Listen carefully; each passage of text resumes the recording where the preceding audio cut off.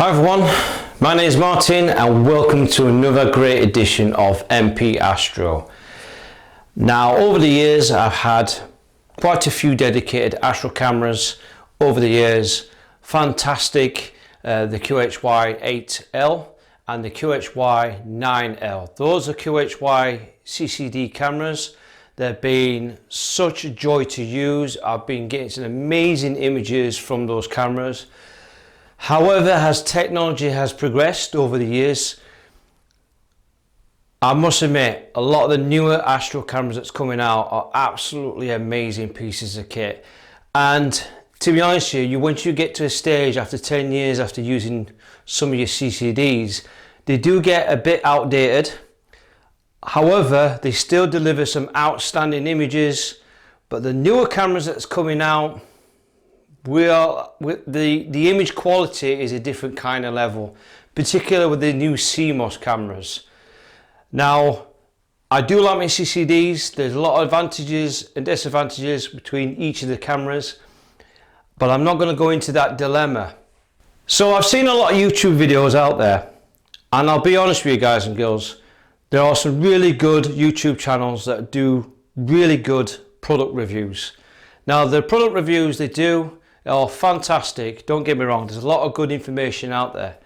However, sometimes I feel it's a bit misleading, because where you see some of the channels, they show you some fantastic images, they then show you the specifications, and you name it, always good points, it's never the bad points.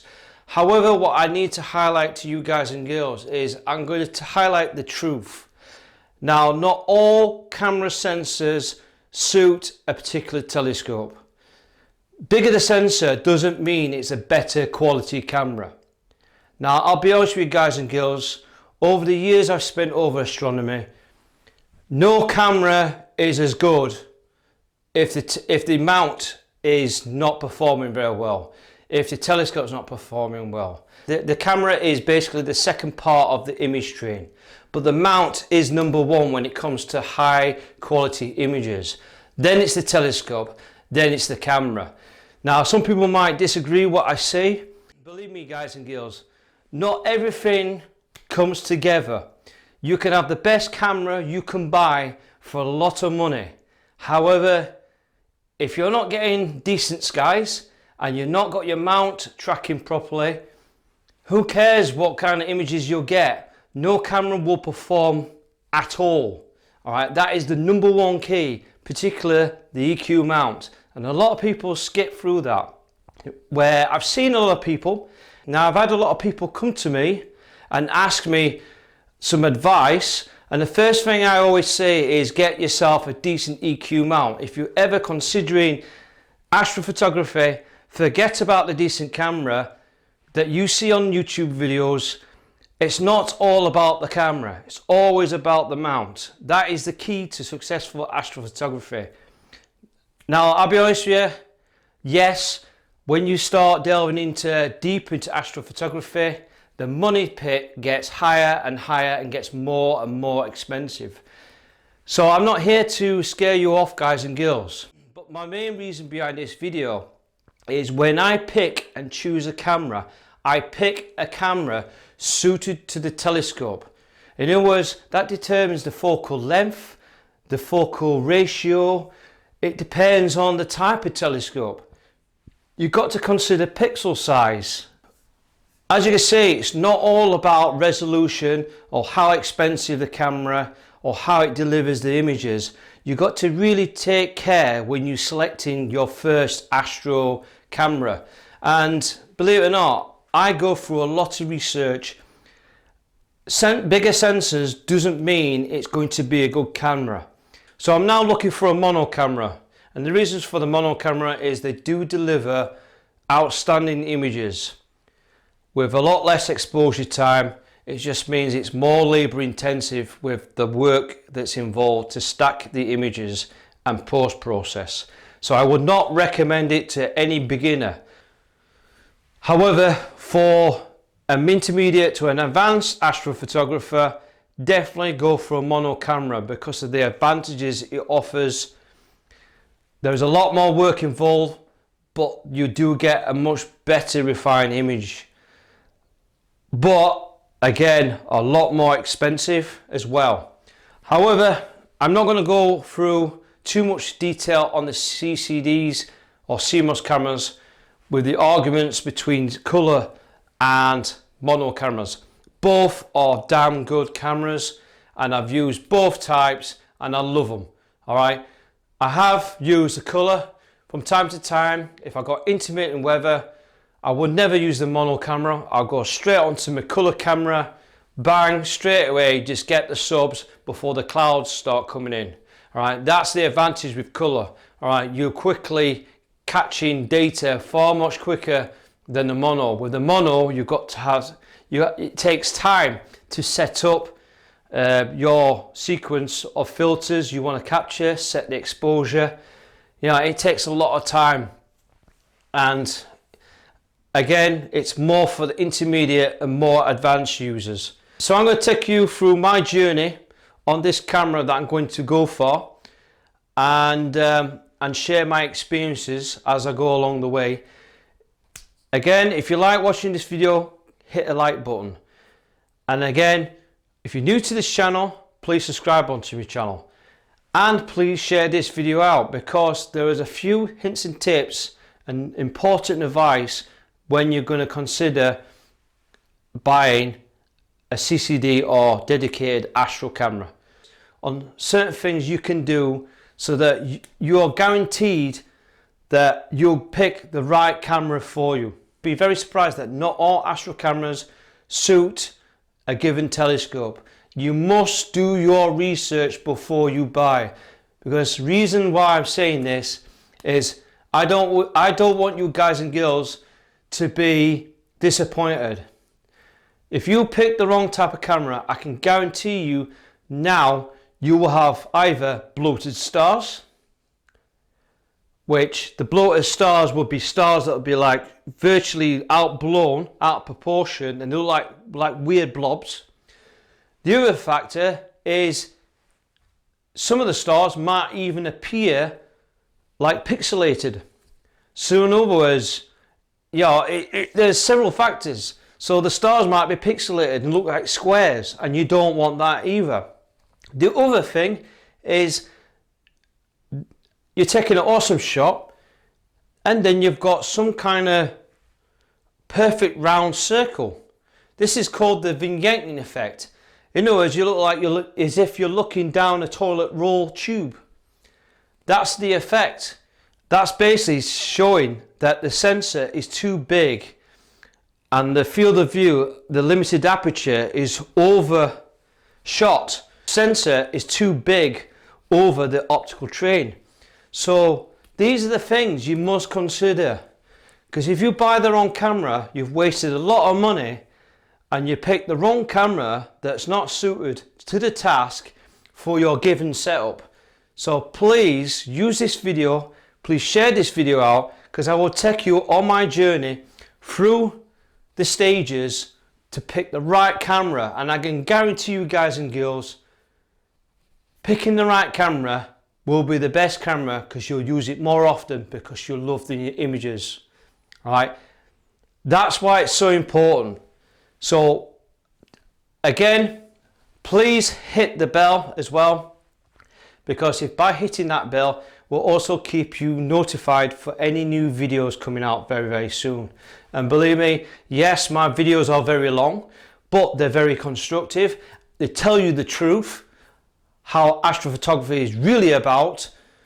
I'm not sponsored by any company, because when I buy my kit, I buy it, I test it out for a year. I know with my experiences, the equipment that I use, I know it works, and plus I have the freedom to express my feelings on a particular product. If I feel that there's something that needs to be improved, it's a good thing, because it lets other companies know to improve their products. So by improving their products, you guys and girls get the very best performance, very best equipment out there. And it's those guys and girls like yourselves that are testing this product out, so that you get the very best out of it. So now, if you want to follow me through my journey on selecting an Astro camera that I had in mind, if you're interested and you want to find out more, keep watching and let's do this. So then, guys and girls, before you purchase any Astro camera for your telescope, you must check out Astronomy tools. This website will help you decide and choose and pick the right camera for your setup. Now, it's very important that you check this out. It's really good calculator. It really is an awesome site. So to begin with, first thing you need to look at is we go into calculators and you're going to go into CCD suitability.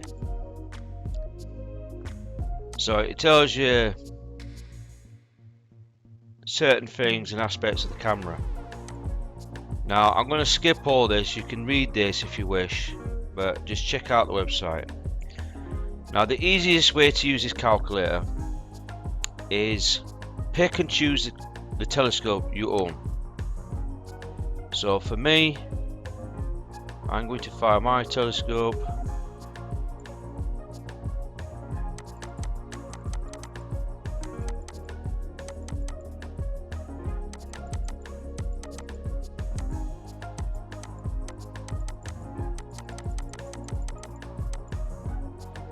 Okay, there's my telescope here.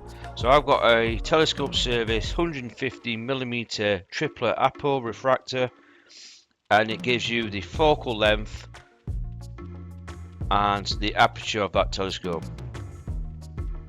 You may need to add data if you can't figure it out. So if you know the specifications of your telescope, you just go and select custom scope and then manually input the focal length of your telescope. It may ask the aperture as well. So as you can see here, we go into camera and you just pick and choose the camera you wish to use or wish to purchase. So the camera I have in mind is the QHY183 mono camera. The C also means it's a color, so there's a color variant as well. Now as you can see here, we have a slide-on bar. So the purple and blue means that you're oversampling. If you go into the yellow, into the red, it means you're undersampling. Now the ideal spot is you need to be within the green zone, which is this part here. So with oversampling, what will happen is if I use that camera, my stars are going to appear very bloated and blobby affected stars, which makes the image look very soft. If you go into the yellow to red, when you're undersampling, what will happen is that as you're imaging through the telescope, the stars will start to appear very pixelated and blocky and square. So you want to get in between the green zone, which works out between a factor of 1 to 2 is the value you need. Now the camera is set into good seeing or OK seeing. I highly recommend that you go into OK seeing. Now the reasons why is that if you've got exceptional seeing or you've got awesome sight, where you've got good clear skies, it all depends on that factor as well. So personally, I will stick in between. So stick to the OK seeing. That is the ideal setting I highly recommend, to be honest with you. So it gives you both parameters. Now if you've got awesome skies, you may wish to select good seeing, but I guarantee you guys and girls, that really does depend on the location, where you live, and how bad is your light pollution in your area. So stick with the OK seeing, because that will give you a good all-round estimation. So as you can see here with this telescope, I'm in the blue zone, which means I'll be over sampling, which my stars are going to look really soft and bloated. As you can see, it won't be as bad, but if I was right in there, the effect will worsen. So as you can see there, the calculation is there as well. As you saw the rules at the top, the calculation is there as well if you want to do it using a bit of maths. Alright, so that is working out the pixel size, which is this, and then your focal length of your telescope, and then times it by the magic number of 206.265 is the ideal unit to work out your ideal CC suitability.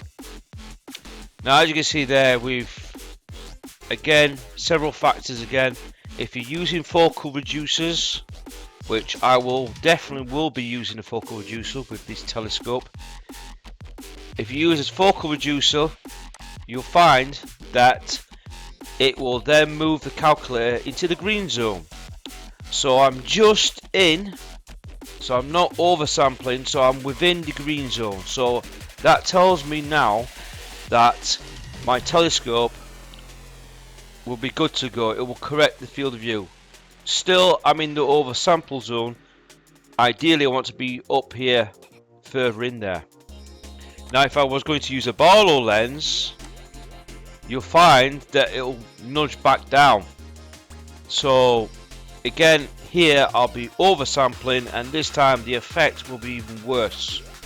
So again, using different focal reducers and Barlow lenses will give a certain performance on your telescope. But because my telescope has a 0.8 times focal reducer, then I'm within limits. I can get away with that.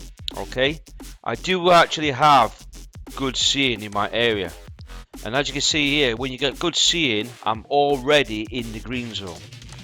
But I always prefer to set the OK seeing, because that to me is much more accurate, to be honest with you.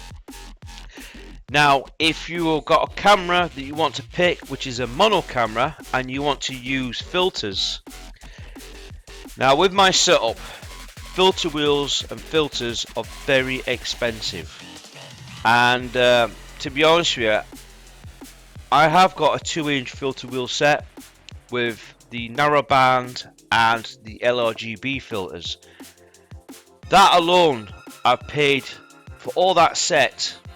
It came to an excessive amount of around about £600–700, and that's not including the filter wheel, which was around about £230. It really is expensive. So for my ideal mono camera that I want to pick, I wanted a smaller pixel size camera which I could use for my smaller telescopes, and the biggest I've got is the 115mm. So I wanted a camera that could suit the shorter focus refractors, because the smaller pixel sizes are ideally suited for short focus refractors. This is really pushing the limits, so I needed to choose a mono camera which I could get away with using the smallest filters as possible. Most people would choose 2-inch filters because the 2-inch filters format will fit most sensors. Bigger the sensor means bigger the cost. So I didn't want that. Now I've already got a mono camera, which is the QHY9. I have 2-inch filters for that. But I really wanted a smaller filter wheel with smaller filters, which I can combine all my filters plus the narrowband as well into a nice compact filter wheel, so I'm not messing around with changing filter wheels. So I checked out the CCD filter size. Now this is really good. This is a very good calculator. Again, same detail. Now you want to pick the right size filters, because what happens if you choose the wrong filters and your sensor is way too big, you'll have the effect of vignetting, and vignetting will cause an effect that as you take the image, you will then image as if you're looking down a toilet roll tube, and you see the image and then everything else is all blocked out. So you get the tunnel vision, and it's not ideal. So this is where we need to calculate your filter size. Now this only applies to mono cameras if you want to use filters, but please check this out because this is damn good.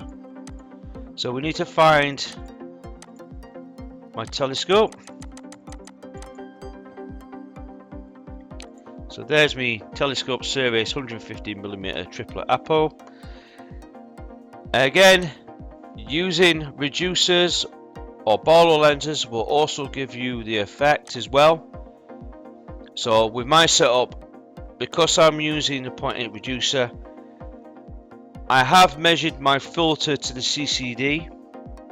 Okay, so please, when you get your filter wheel, measure up the filter wheel and the working distance. Now because I'm using a reducer, I need at least a 55mm air gap to the camera's sensor. Okay, so at the moment my working distance from the filter wheel is I need to calculate that gap between the filter to the actual sensor. I believe on the filter wheel is 23mm, but I will be looking a bit closer to that. Once I get my filter wheel and my camera, I'll be measuring it properly to work out exactly. But as long as if you do a rough estimate, you can't go wrong. Again, pick the camera you want to use. So there's the camera, the QHY183M. Here is where it's calculated. Now the recommended minimum filter size that I need to use is 19.53mm. So as you can see, using the reducer, that's the size diameter. The diameter is the overall size of the filter. So 19.53 is the smallest filter I can get away with using with that setup. So most 1.25" filters are mostly 31mm in diameter. So I can get away with using the 1.25" filters, which makes out that I can use a smaller filter wheel, and with that it's going to be cheaper in the long run. So it's a massive improvement. Now if I was going to use a bigger pixel size camera, I just need to find out which one I need to pick, which is that one. You can see straight away I'm over the 31mm, which means because it's over that size, I'm going to get vignetting. So I'm going to get that tunnel vision. So using a bigger size camera, I would then need to use 2-inch filters. Okay, so it's very important. So 2-inch filters is literally works out around about 48 to about 52. But again, check the filters. So here I need to use 2-inch filters, which means it's going to be a lot more expensive in the long run. And plus I need to use a bigger filter wheel to house all my filters. So choosing the sensor, like I said to you guys and girls at the start, bigger the sensor doesn't mean it's going to be best bang for your buck, because at the end of the day, bigger the sensors means bigger the cost, more expensive filters are needed, more expensive filter wheels that are needed, and you don't need that. Okay, so you pick and choose the sensor you want for your camera on your given setup. So as you can see there, I definitely need to use 2-inch filters. And again, if I was using my QHY9, you'll get a different story as well. So as you can see there, despite the working distance, it might be different on this camera, so please don't get caught out. To find out the back focus of your camera, you must go to a website, visit the camera website, and find the back focus of your camera. Now I know QHY and Zoo cameras all put the back focus values on all their cameras, so I know that for certain. So once you find out the back focus, you can then work out the distance of your filter wheel as well, the thickness of the filter wheel. So then work out that. So the focal reducer will always come before the filter wheel. So the filter to the CCD, this is the filter wheel to the sensor. Just remember that. This value here is, to work the exact way to work this out, is filter wheel to the sensor. Okay guys and girls, remember that. Filter wheel to the sensor. If you go and stick with that value, with that advice, you will be within limits for most filters. So remember that, filter wheel to the sensor. So as you can see there, I will still be able to use 1.25" filters with that setup, even though the camera sensor is quite large, because it is a big sensor. But however, I wanted a smaller sensor, and the reasons why I want a smaller size sensor is they are very good at homing in close-ups of galaxies. Now Galaxy season's coming up, and this is what I don't get. Some people say bigger sensors better. It's not always strictly true. Alright, yes, they do give you a wider field of view, but smaller sensors have the advantage. Yes, you get a reduced field of view, but you'll get better close-ups. Your image scale would be better on galaxies, and galaxies are very small.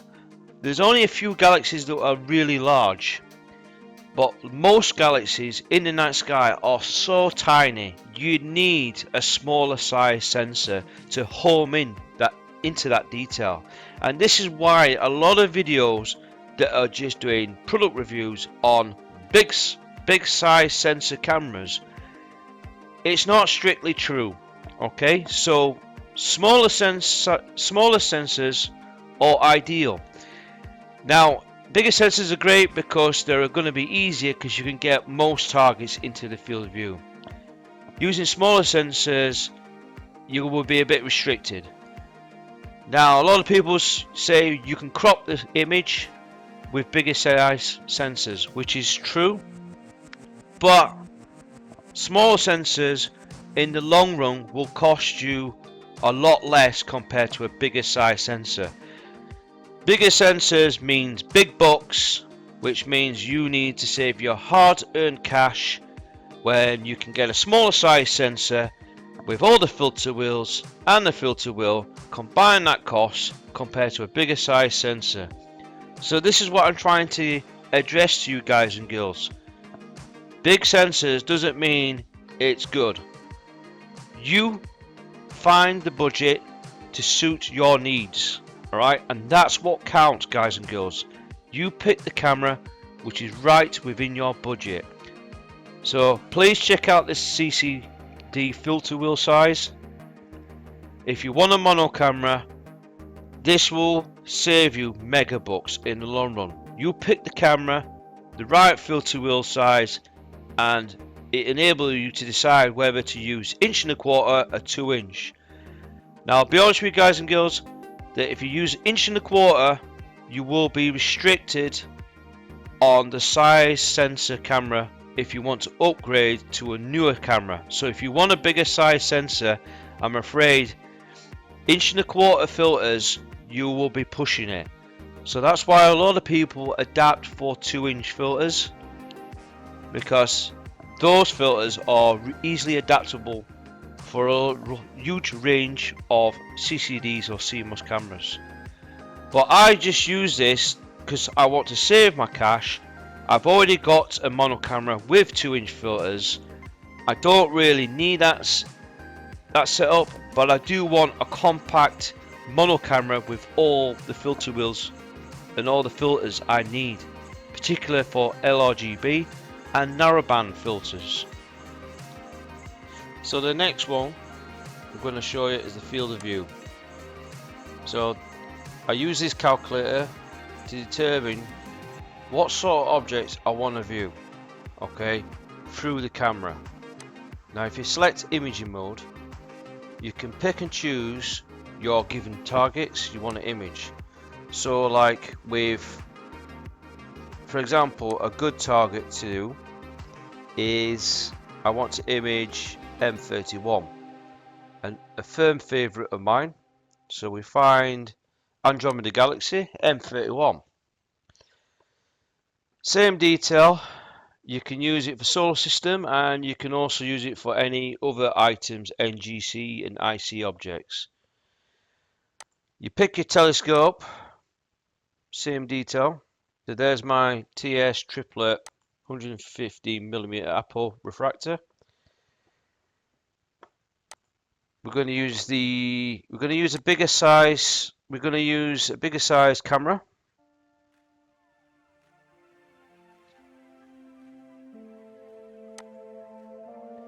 So this is the camera, which is a big size camera. And I'm going to use a focal reducer with my setup. Again, when you're just using focal reducers, you get the same effect. So here's the specification. Now these are the key areas you need to look at. Is I've got a focal ratio of 5.6, which is reasonably okay. It's not fast, but this is where you need to look at the resolution. This figure here determines if you're going to oversample or undersample. Here I've got 1.22 per pixel. So in other words, as long as I get the value between 1 to 2, I'll be at the ideal pixel size. Alright, so I'm not going to get the oversample or the undersample. Very crucial that you check that out. The rest of the stuff will tell you the field of view. So if I do the field of view there, you can see Andromeda Galaxy is massive. So I've added the view. To me, if I was going to image that galaxy, I would need a much bigger camera sensor, which means more cost, and I might even need to change a different telescope.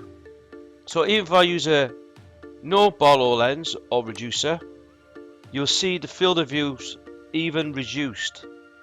So even with this telescope setup, I would need a much bigger camera sensor.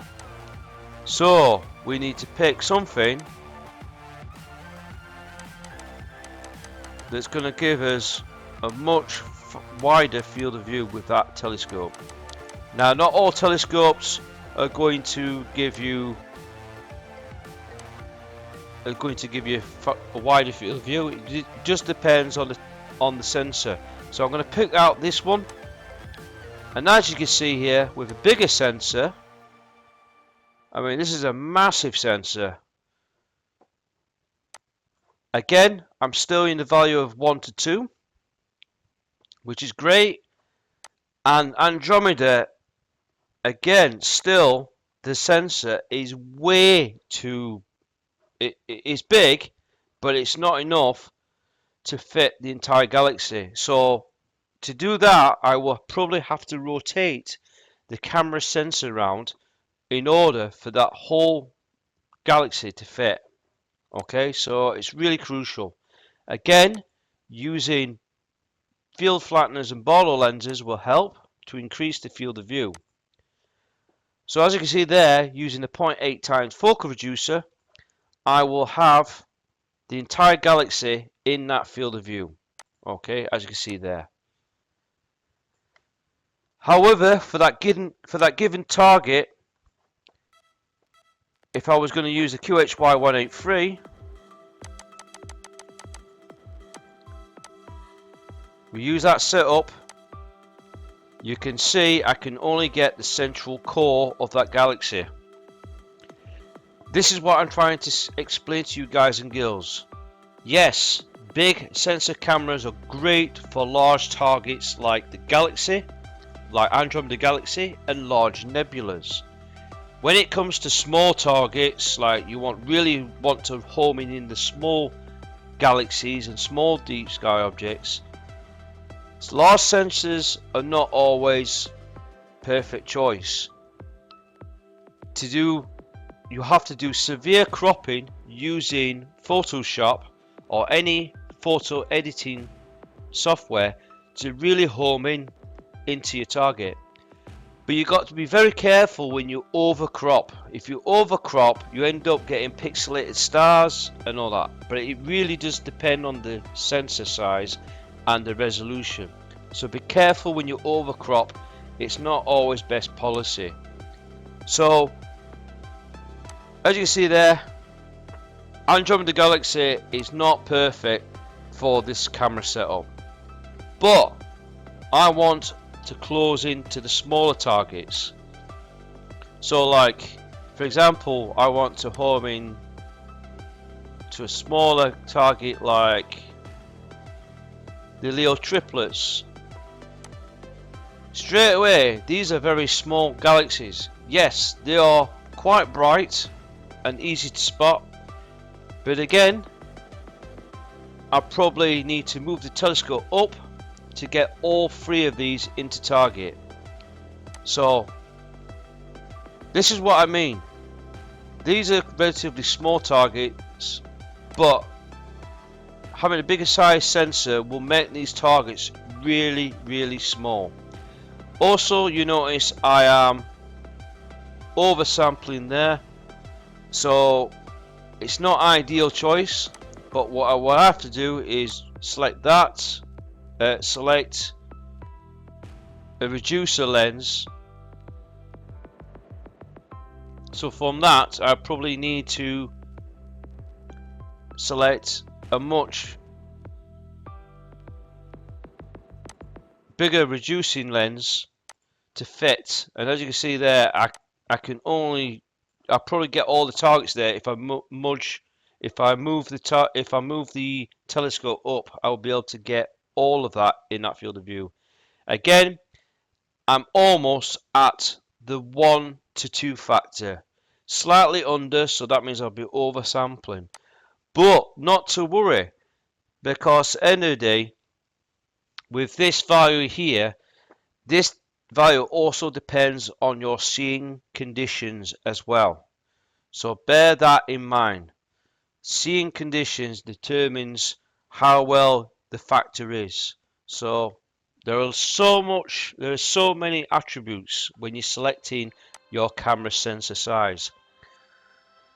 So from that on, because I've got good seeing conditions, I will be slightly oversampled, but not much. Okay, guys and girls, but it's something that you need to consider. So you must consider that. So and again, if I want to fit the whole target in there, I will need to just rotate the camera. And as you can see there, rotating the camera, if I just get rid of these. So yes, if I rotate the camera to 90 degrees, I'll need to move the telescope up, then I can fit all of those targets in that field of view. Okay, so I'll get good detail there using a smaller chip sensor camera. Okay, without having to overcrop. Alright, if I overcrop, my galaxies are going to start looking pixelated, particularly if you're using large sensors. But again, what I need to highlight to you guys and girls, it's not all about the resolution or the bigger size sensor. Yes, you can have a 23 megabit camera or a 10 megabits camera or a 1 megabit camera, Alright, it's not all about the resolution, it's all about the pixel size to the given focal length. That's what counts. And if you go off by that rule, I can guarantee you guys and girls, you will not be over or under sampling. Okay, very key points to address, guys and girls. It's not all about megapixels of a camera, alright, which people seem to think that way. It's not all about that.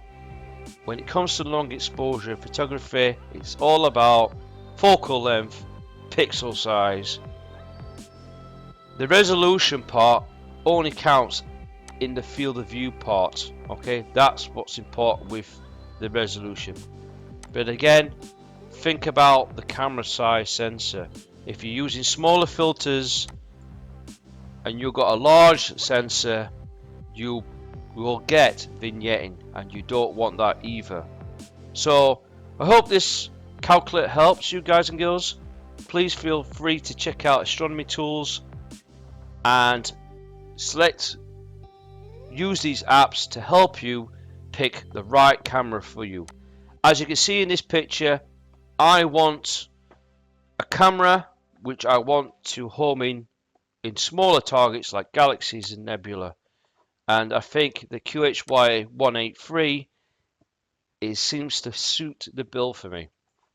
Yes, I'm going to be oversampling, but this is my bare minimum. Okay, so this is my maximum setup, right? This is my largest setup. I've got smaller telescopes which I will be using, and the small telescopes will be perfect with this setup. So we'll take a closer look in this box, and as you can see, with the new QHY CCD, they've greatly improved the packaging. This is actually wrapped in a tight film, so you have to use a knife to try and take off this clear film, and it is well sealed product, and they've come a long way, QHY. So we're going to open her up, and it's quite a deep box. I'll say well packaged, so it's all foam inserted, which is a very good sign. So it looks to me, that looks like a download. Yep, that's basically download the drivers, visit the website and all that, how to connect it. Very nice, handy feature.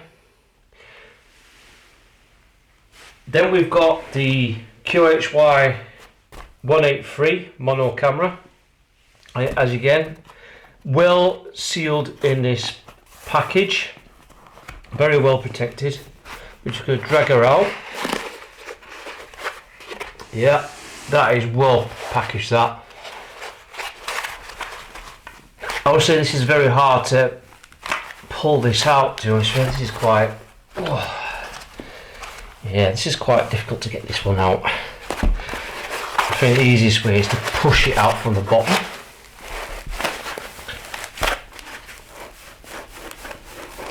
Yeah, there we go. Good. As you see, it's a very compact camera. It's a mono camera, and we'll go into closer detail with it. Again, it's a 1-inch mono chip CMOS camera, so I will go closer to detail with this camera. There is a bit of lint and all that, so you've got to be careful when you open this out. So again, very compact design, weighs about 400 grams, very lightweight, aluminium ionized body as well, and very, very, very well made. All right, from the look of this, all right, the camera doesn't do any justice, but it looks well engineered. Okay, so we'll take a closer look on that, and we'll go through the few of the specifications with it. Also in the box you get, oh, it looks like there's packaging. Oh, what's this one?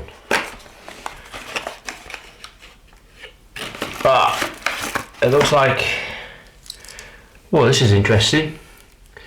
This is a screw-on looks like an input power lead with a screw-on type jack plug, which is quite good. A male and a female end, so that's a massive improvement. And again, with QHY cameras, their biggest flaw is that the connections weren't that great on them, on the older cameras, and they always usually wear out. Obviously they've uprated it and they've put a screw-on type, which is good, good to know. So the power cable is going to be a lot more secure. In here there is a 1.25 inch nose piece, and you've got a good quality ST4 lead, and it looks to me you've got a desiccant cap. Now these desiccant caps, you usually fill them in and they're to dry out all the electronics in your camera and stops moisture from forming inside the camera and damaging the electronics. Very crucial. You usually have to pay these extra when you buy a QHY camera, but looks to me it comes with the package, which is good to know. So we'll put these to one side and we check the other contents in the box. Again, still well packaged. I like how they've put this together, and see what's in this one. Okay, this looks like an external power supply. Okay, there's the plug. Yeah, bit of a cheapy external power supply, but at least I've got some kind of power. It's 6 amps as well output, so, or at least I've got some external supply. You usually don't get this with a lot of CCD cameras or CMOS cameras. They're usually a cigarette adapter type plug and it goes into a power unit, but this is actually a proper plug, an internal external power supply, so I can connect this directly into the mains, so that's good to know. Have a look inside the other contents. Check this one out. Okay, this is where it gets a bit, it's well tightly packed. Let's see what's inside this one. Okay, it looks like this is the lead for the external supply. So yeah, that's definitely the external supply, and that secures in there quite well. However, that's peed me off. That's not great. I mean, I really wanted to see like a 3-pin UK plug. So it looks like I'm gonna have to use an adapter for that, for this external power supply to work. So a bit disappointed about that. I was expecting a UK 3-pin. I was expecting a 3-pin UK plug in there, but not like a Chinese plug from the look of that. So I wasn't expecting that. So I'm a bit disappointed about that. But don't worry about that. I can always get an adapter to make that fit. So we're going to take another look in the last contents. The last part. This is where it gets a bit difficult. Okay, so there's nothing left in that box. And what have we got inside here?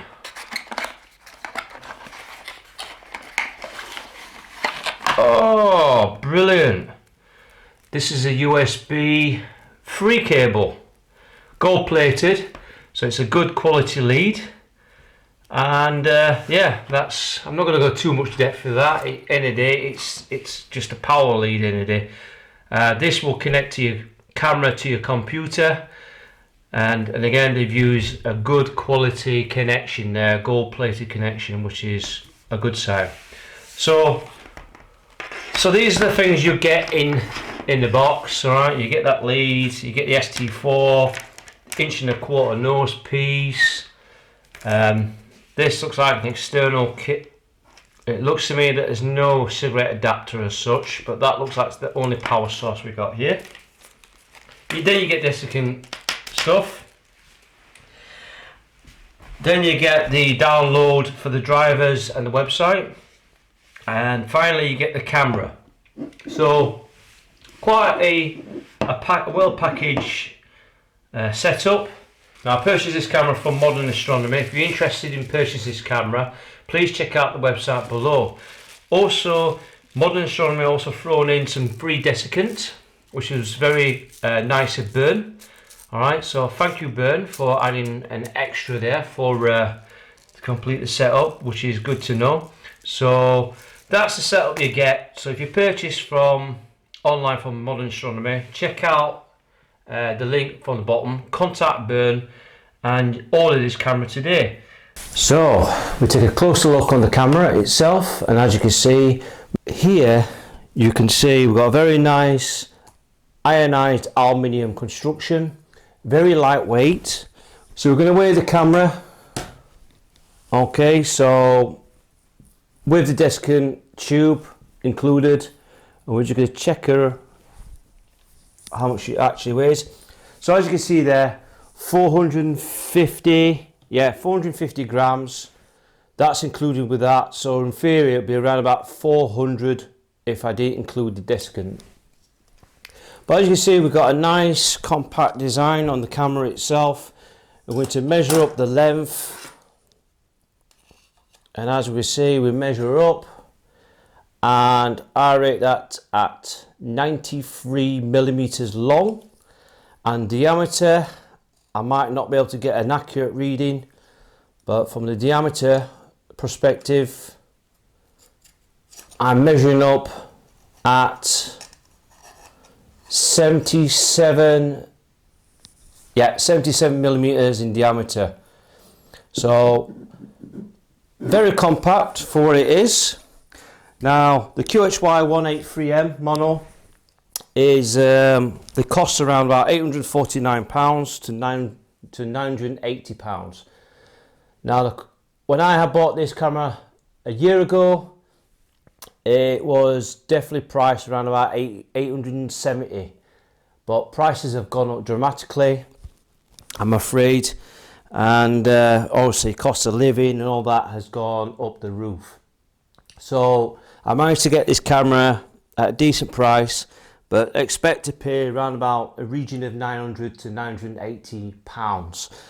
So as you can see, the QHY183M is a mono camera. It is a 1-inch 20 megapixels back illuminated CMOS camera.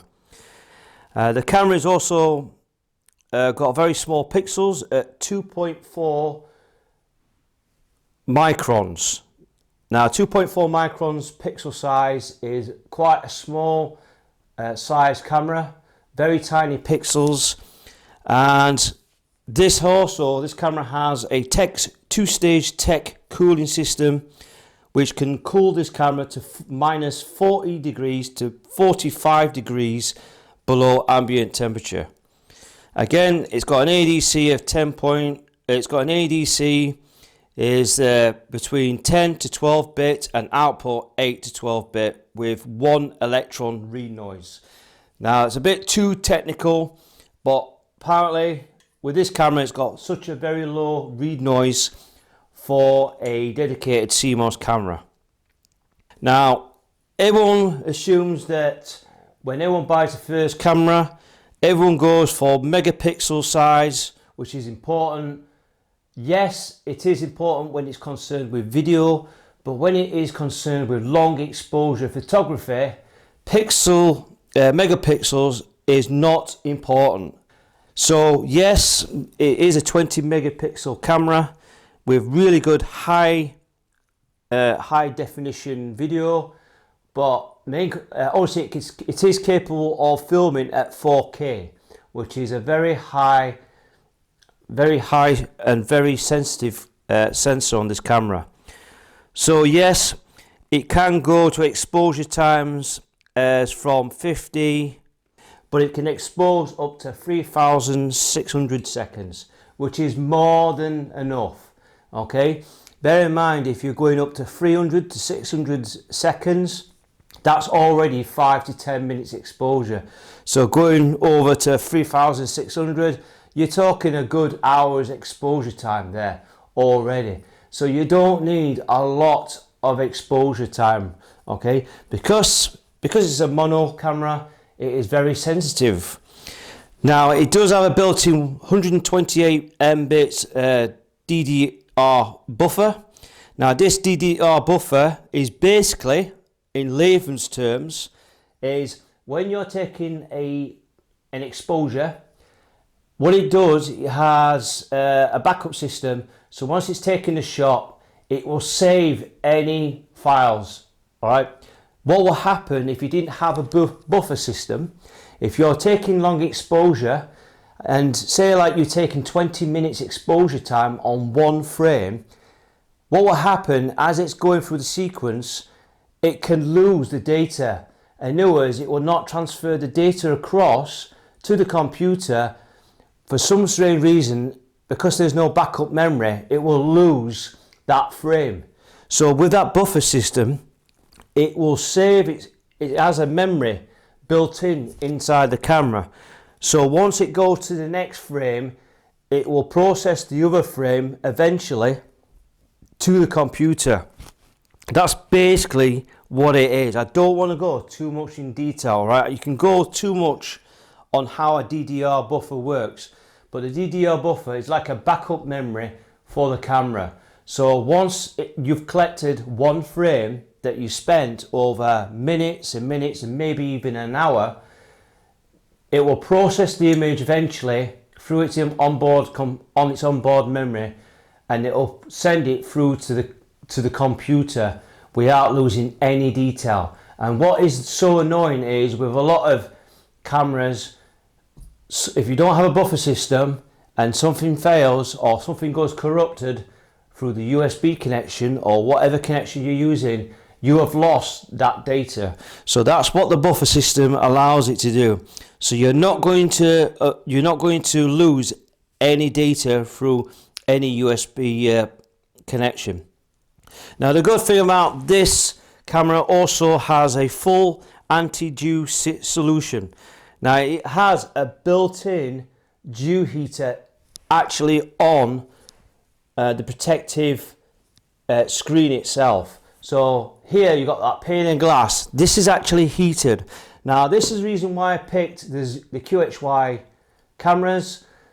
Is the Zoo in particular, the Zoo 183 of this does not have an onboard built-in anti-dew band, right?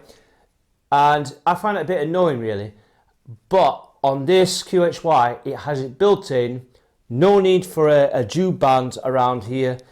Everything is built inside the electronics of this camera. So that's why I got the QHY 183 with its built-in dew heater. Now you've got to have an anti-dew, because this camera will cool down so much that it will start to condense over the sensor. So you got to be careful how long you expose for. But with this dew system built in, you do not need to worry about the sensor fogging up.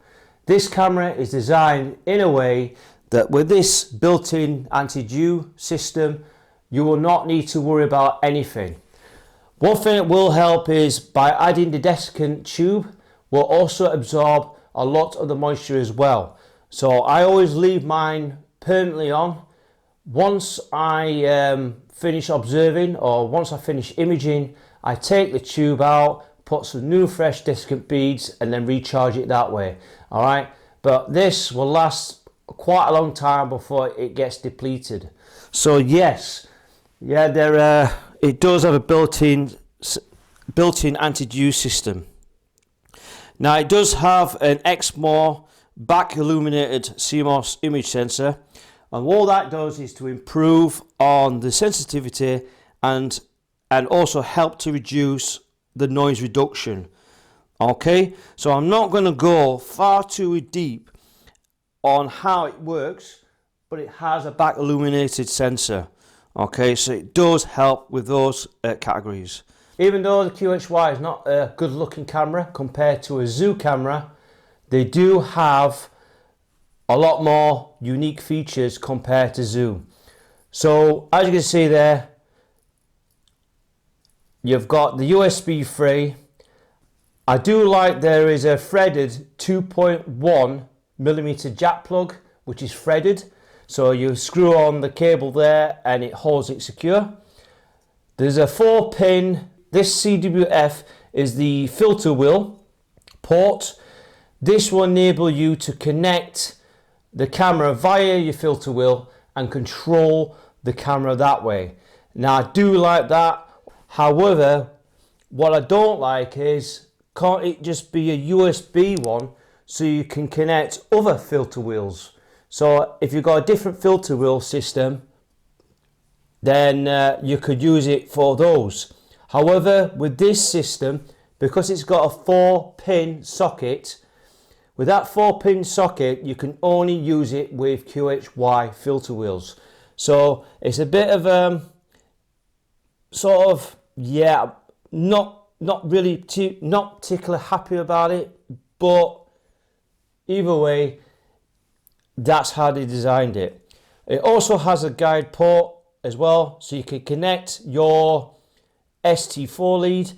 The older cameras didn't have an ST4 guide lead. They had a different guide lead altogether. I have no idea why, but they now changed it back to ST4 lead now, which is good to see.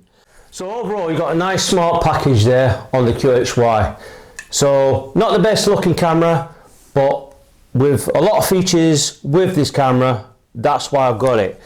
The other annoying thing is they don't provide decent dust caps, but what I found, top tip, what I found is to use a T2 BAADER dust cap, and in here it's threaded, and all you do is you can screw it on there like so, and it seals the camera much better. So as you can see there, the dust caps are not that great. However, when you're going to have this camera set up to your filter wheel system, there'll be no requirements for dust caps. Particularly if you're using mono, this camera will be fixed onto a filter wheel. I've also got this for my QHY183M mono camera, and this is the filter wheel system. Now this filter wheel system is specifically designed for these type of cameras, for all the CMOS cameras or the CMOS cameras. This also works with the even newer QHY variants. Ideally mono cameras, because this is what this is for, ideally for mono cameras. And this is the QHY CF-W3 filter wheel system. Now this is the most recent, most up-to-date filter wheel system, and this is purely for like the QHY cameras. Now this is the standard size. There are 5 models of this, and I believe that there is a smaller version of this. This is the 7 filter wheel system. The smaller one is a little bit thinner, which is about 15mm thinner. This is 20mm thick. But the other two, I believe the medium takes the 31, or it takes the bigger filter systems with medium, which is around about 5 filters or 7 filters, I'm not quite sure. And I know that the bigger ones take the 2-inch format filter wheel systems as well. And there is even an extra large filter wheel system as well of this. So this cost me £249. We take a closer look at the box, and straight away I like how QHY, they have really improved on their packaging now. Really good high class products. There seems to be a lot of Gucci things in there. Now at the moment this is not included in the package, and the reasons for this is I've had to buy this separate. Now this is the 17mm T2 spacer ring. Now this 17mm will give me the ideal vertical back focus when I'm going to attach a field flattener or a vertical reducer. I need that the calculations from the ideal 55mm air gap, and I fixed that in there that will suit me within the 55mm air gap. So if you're going to fit a field flattener or a vertical reducer and it requires 55mm air gap, then this is the spacer you'll need, alright, for the camera and the filter wheel to work. Now this is only, I believe it's only around about, I think it's only around about £13. It's not a lot of money for what it is. But if you get this item, if you're going to fit any vertical reducers and all that, then this is what you want, okay? So you're not going to, and the reasons why you need this spacer is if you're using those vertical reducers or field flatteners, if you put that ideal air gap, it means that it will correct all the stars to the edge of the field of view, plus the vertical reducing will work effectively if it's on that ideal 55mm air gap. So you have to buy this separately. I'm afraid this does not come with the package. So this is what you do get in the package. So far what we'll have a look is in here. Like always with QHY, they've really improved on the USB leads. I remember me older cameras, the QHY9 and the QHY183M, those cameras had really crappy USB cabling. And as you can see here, I've got a really good USB 2 cable, okay, for the filter wheel. However, this filter wheel can be controlled via a computer, hence the reason why you get this cable supplied. However, my main concern is this. I want to control my filter wheel through my QHY183M. And this is the lead. This is the most important lead that I will need. Alright.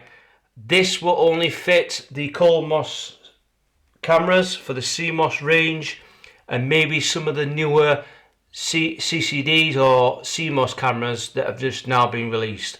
So I believe they fit this same 4-point connection. Now this will connect to the camera, this part here, and this part here will connect to the filter wheel. So I can actually control the filter wheel through the camera, alright, with this cable.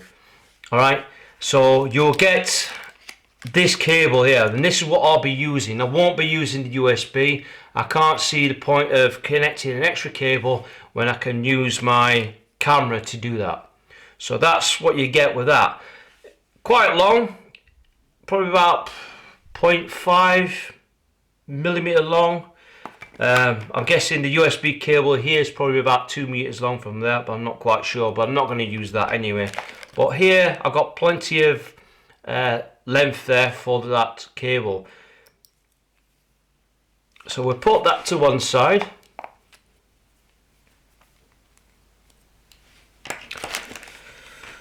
So I do like how you've got a nice little, I think it looks like a card decal, I think that's what you stick on the this. I believe this is a decal that you can stick onto your car window or something like that. I'm not quite sure what that is, but it's the link to the website, or the QHY CCD website.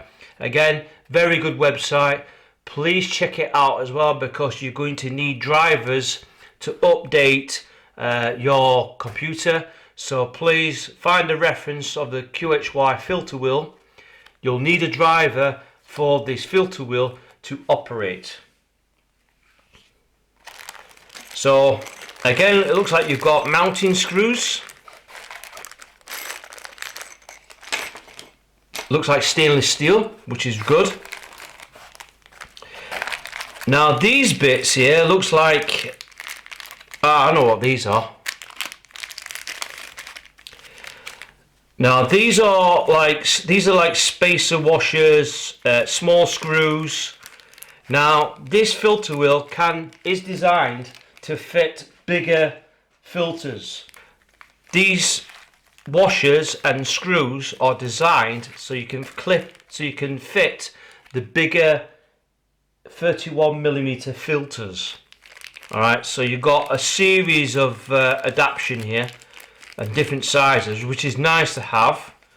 But again, I'm not going to use these. I'm just going to use the standard 1.25" filters like normal. Okay, but there is quite a lot of adaptation here to fit 3x6mm, 3x7, metric 2.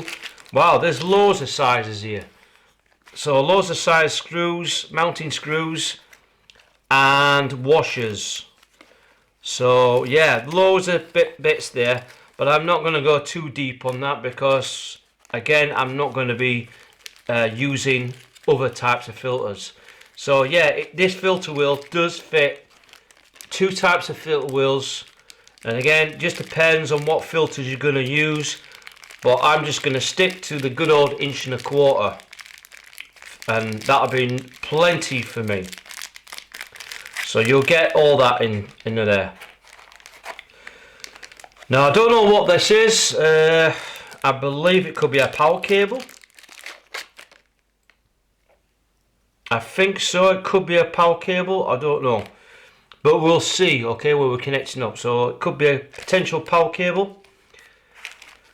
Again, these look like spare screws for the filter wheel itself, I think. I'm not quite sure, but we'll see. And again, you'll get a T2 nose piece, which fits over a 2-inch format focuser. So you get a decent size nose piece as well. But again, I'm not going to really use that because I'll probably be using a field flattener or a photo reducer for that one. So yeah, there's quite a lot of bits in here. We'll take out the filter wheel itself.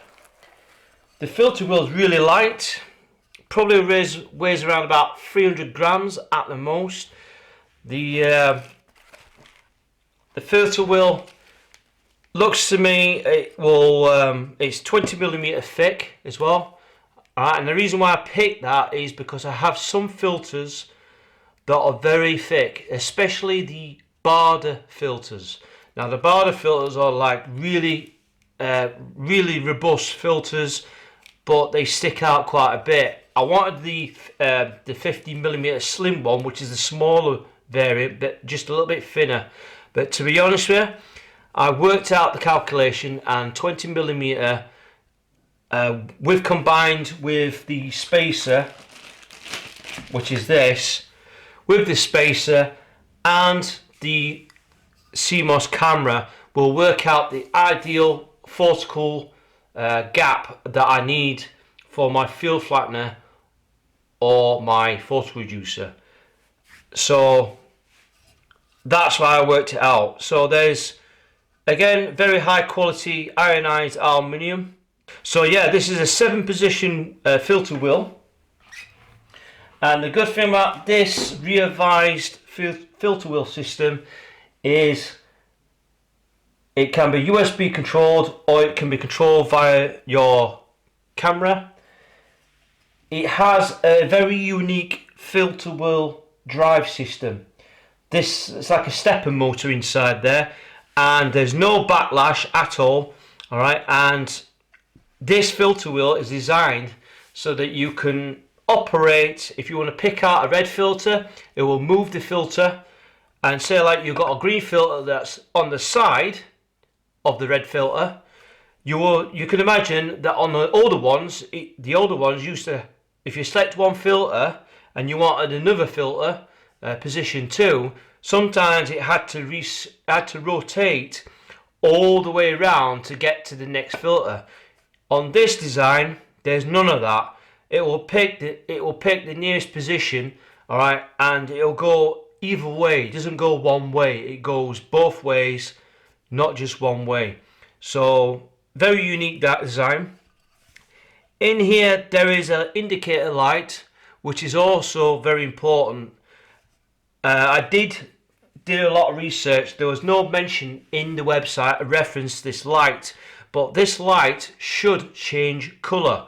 So if I'm going to change it to a red filter, then this light here should turn red, and vice versa. So any different types of colour, it will indicate the position of your filter wheel. Alright, so very nice little feature there as well. So that's the filter wheel itself. There's not a lot to it other than you've got the USB port there, so you can connect the filter wheel to the computer, or the more important one that I'm going to use the most is use that cable to connect it in this port and then control it through my camera, which will be a lot better for me. So that's all there is to this filter wheel, right? Really. So that's what you get in the box. Quite a lot of accessories. Unfortunately, there's no instructions, which is a bit of a shame. I would like to have seen some instructions like installing, but do not worry. The link below in the description, there is the actual website for this particular filter wheel. Alright, there's a lot more information covered in there. Plus you have your drivers as well, which you definitely need before you start using the filter wheel. Install your drivers onto your computer, alright, and then you should be good to go. And the first thing you need to do is you're going to install these screws. Now these are the screws that mount onto the camera. Now what this special device is these are just like a so you can align the camera to a certain position. So we'll put these screws in. So these screw into these holes here. So you put them in there. I must say that the screws they use are stainless steel. So you put the second one in here.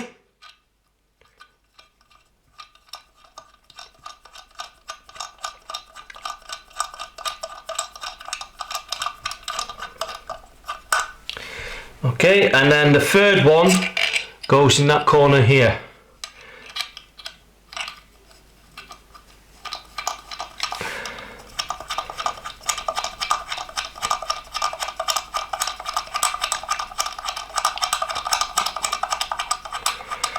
So what these screws are is like a multi-directional style sort of bracket system. Now the good thing about the QHY, if we take the cap off the sensor, right, there's like, if you check this out, there's like a flange here, and this flange will mount into this bracket here, this special bracket. So all you do is you slot it in place in there like so. So you're going to make sure that the screws are all the way out. Okay, and you should slot the camera into the filter wheel system like so. So you've got it all set like that. And you know what the good thing about these is that these adapters can lock into the camera like so. And the one thing I like about this adapter on this filter wheel is you can rotate all the way around of your camera position. Okay, so you can rotate it anywhere you want, and then you can lock it in position. All right, and what that does, as you can see there, you've got the sensor in that sort of way. So you loosen the screws and you just rotate the main camera like so. Once you get the right orientation you need, you just lock it in place. Now this is a self-centering adapter unit. Alright, so in theory you can actually slide the camera sensor up and down as well, and side to side, just little minimum movements, but it allows you to rotate the sensor any orientation you want. Okay, so that's how that adapter works. All right, it's very effective, and I must say it's quite a nice little feature. Now the other one, the other filter wheel that I used to have hasn't got that kind of function. And to be honest with you, the self-centering ring that was supplied with the older CMOS and CCD cameras was just a single acting lock screw, which I did not like one bit. But here you've got 3 positioning screws, okay, which I do like, and that's how the system works. Really nice little feature there. And again, if I don't want to, I can always take off this special adapter, but I'm going to leave it for the time being. Alright, and that just slots in for this little bayonet type chamfered edge. Alright, so I can just put the cover on there, and that's how that system works. Alright, so it's a self-centering locking device. Now, I'm a bit concerned with this filter wheel, is I would like to have seen some kind of like rubber end tips, probably to prevent the marring on the side of the camera. So I'm not quite keen that they've not put any rubber tips. There'll probably be a reason behind it. So, but the tips are rounded, so that will probably prevent a lot of the harsh marring onto the camera's flange sensor clamp system. But that's how it works. I believe this retainer can be taken off and you can just screw it on that way, but at the moment there are screws either end that prevent me gaining access to the other side. So it looks like I'm going to have to strip the whole filter wheel system out. Also to add, I've now figured out what the longer screws are for. So obviously here they're the shorter screws, so they've even provided the longer screws, which again, if the camera's in the way or the filter wheel is in the way, if we unscrew these parts, you can fit longer ones on there, which means you can still operate the lower screws, I'm guessing. Just wait a second.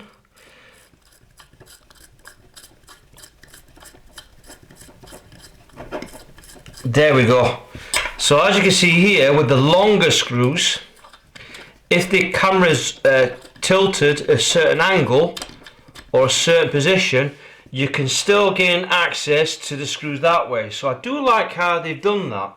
So you've got 2 smaller ones and you've got 2 longer ones. So again, if I'm positioning the camera like so, and again it is actually a very good fit. So once you slot it in place, okay, now you can see now if I rotate the camera, alright, like so, if I rotate it in a certain position, I've still got access to the longer bolts. Alright, so no matter what position it's at, I can use the longer ones as well. So that's another nice little feature. So I know what the longer bolts are for. So yeah, you can use the longer bolts. Looks a bit ugly, and also you just got to be careful with these longer ones because they're more prone to getting bent. So just be careful with this if you're going to use the longer ones, because you could actually strip the threads there. But again, it really is nice for QHY to provide longer bolts so you can gain easy access to lock the whole entire system that way. So we're now going to put the filters in, but the one thing I make it quite aware is when you're putting brand new filters or your old filters, give them a clean. So in other words, make sure you blow off any loose dust. If they are badly dirty, use a BAADER cleaning fluid and cloth. Alright, a cloth like this with some BAADER fluid. Alright, I don't really need to with these because these are relatively clean. All I need to do is just blow them out with a blow brush. So make sure you get your filters in order. Now these are LRGB, hence the reason luminance, red, green and blue. Alright, if you put them in sequence, you know which one, because these can be quite hard to see the colour, and the only way you can tell is you shine the light through them and you'll know which colour's which. Now these are special LRGB filters because these are well made filters. These are from Astro. Alright, there are many other different brands that do these type of filters, but these are high quality LRGB filters. And again, there's already dust on there, so like you say, give it a good blow off any excessive dust, because believe me, you want to try and get your filters pristine, alright, as best you can, because otherwise what will happen is if these filters are dirty, when you're imaging any deep sky objects and through the camera, if these are dirty or the sensor on your camera is dirty, then again you've got to make sure you blow them out. You know, it takes a couple of seconds to do it, alright, not a problem, and off your way. But if you don't do this, alright, what will happen is you'll get dust bunnies in your images, so you'll get weird dark artifacts that's in there that shouldn't be there in your images. And that means if you're going to get that kind of stuff that appears on your images, then you're going to have to take flat frames, which again, you have to take flat frames regardless, right, no matter what, but this will prevent these mishaps from happening. So these are 1.25" LRGB filters. I'm just going to show you now how to strip this out. So basically, you're going to need a pos drive screwdriver to loosen the case. So again, these might be a bit tight, so just gradually slacken each one first.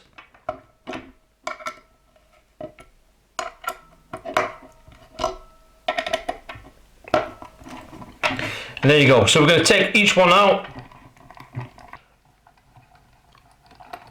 So we take the last one out and then it should pop out like that. So again, laws of clearance, and that's what you need. Now as you can see here, this is the filter wheel system, and I like how they've numbered it. So we take a closer look on there. Just put this filter to one side. As you can see here, they've numbered the filters, which is also a handy feature. Now these little recessed bits here with these screws, that is for the bigger 31mm filters. Okay, so it's not just for 1.25". You can fit the bigger 31mm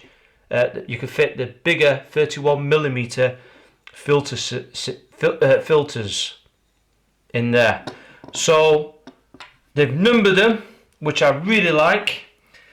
Which again, I've not seen a lot of filter wheel systems that has this, which I'm quite surprised really. But in QHY, they really have done the homework with this filter. The rest of the components are sealed. I'm not going to go into stripping it all out, because I know on the older filter wheel you could strip out the components. Here I'm not going to bother doing that because I don't want to void my warranty. All I want to do is install my filters. So again, like always, where it's numbered, number 1, number 2, number 3, number 4, this is where all my colour filters are going to go. It also gives me space for if I want to fit narrowband images, if I want to fit narrowband filters as well. So there's positions there as well. So really nice little feature there. So like always with each filter, because it's number 1, we're using number 1 filter here. All you do with number 1 filter, get the luminance channel. Okay, so we get the luminance channel. Again, keep them nice and clean. Just blow the excess dust or anything that's on there, carefully removing any minute dust, because the quicker you assemble this, the less likely you're going to get dust into your images, or into your filter wheel. Now sometimes the filter wheel You know, if you've got dust that's still stubborn, you can use a lens brush. Alright, so use a fine lens brush to take off the dust that way. Okay, check again, like so, see if there's any dust. It wasn't just dust on there, there was bits of dirt as well in there, so it smeared some of the coat, smeared into the coatings. But do not worry, get yourself the BAADER lens cloth, then get some BAADER Wonder fluid, and what we're going to do is you're going to spray a bit onto the cloth, like so, a couple of squirts, that's all it takes, and then what you do is just clean them up, both ends. Now the good thing is it's not going to harm the optics because I'm using a high quality lens cloth, alright, and you just keep cleaning them out side by side, alright, and that's what you're going to do for each of the filters. I've seen loads of videos, they just use a blow brush and sometimes it's just not adequate, alright, so you can use BAADER Wonder fluid and the cleaning cloth, alright, and you can get your filters cleaned that way, alright. So don't rely on the blow brush, because sometimes some of the dirt, some of the particles might not actually be particles at all. There could be other debris as well. So if you're using the decent lens cleaning cloth and the Wonder fluid, you cannot go wrong. So once you've got them clean with the Wonder fluid, just give it a quick blow with the blow brush, like so. Once you're happy, we've got one nice clean filter. We're then going to screw it in number position number 1. Okay, do not force this in, let it slide in into the thread and just work your way around, okay, bit by bit. Right, these need to be screwed in nice and flush. Don't have them too loose, alright, because it will also affect your photical path of your filter. So screw them in until they stop turning. Okay, as you see, I'm just moving the filter wheel itself. So get them reasonably. There we go. That is enough now.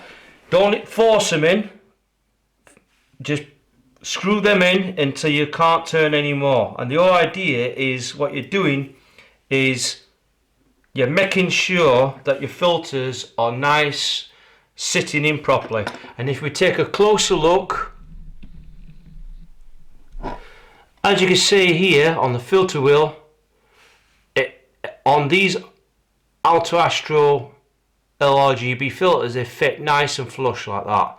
Now they fit one way, they do not fit the other way. So if they fit on the other way, what will happen is that the filter will collide into the side of the case, and you don't want that. They fit one way only, and this is the way they go. Okay, and that's how they work. So now you got, like always, I'm not going to go through every single filter, alright, because it'll just make my videos even extra long, which I know some of you viewers don't like my long videos, but it's tough. But I'll cut this one short because in the day all I'm doing is cleaning the lens, cleaning the filters, screwing them in the order I want. So it'll take a few, give me half an hour, and then we should be good to go. So yeah, blow the remaining dust like so, and there you go. And then straight away, again, check the casing itself as well. Again, a big downfall, a lot of people, and just to do that is get yourself that cloth and just wipe off any dust that's caught into the case. Alright, remove any remaining dust, and again, get the blow brush and just blow any remaining dust from there. Like always, we're going to place the casing over like so. So there we go. We've got a filter wheel. So we've got a filter wheel in. I'm going to put the screws in. Just line them up first, each one. Tighten the screws in a sequential. So you tighten that bit, do go the opposite to opposite, and that will ensure you that you have got the case nice and flush. So opposite to opposite, and again, don't over tighten one, just do a bit at a time, go to the opposite one, and again, what you're doing is you're making sure that the casing fits nice and flush onto the filter wheel, because you don't want the case to be in a certain angle, and then what will happen is you're imaging and then you start getting some weird as if it looks like the sensor is at an angle or the image lopsided because the case is insecure. So you want to make sure that the case is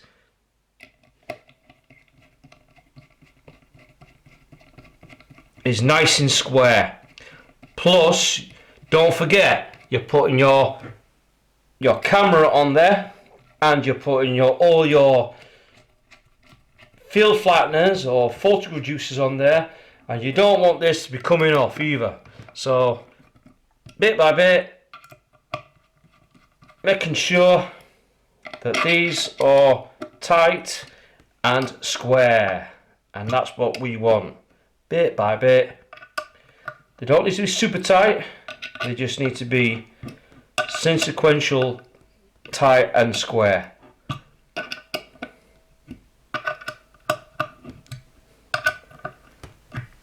Okay, that's all it takes.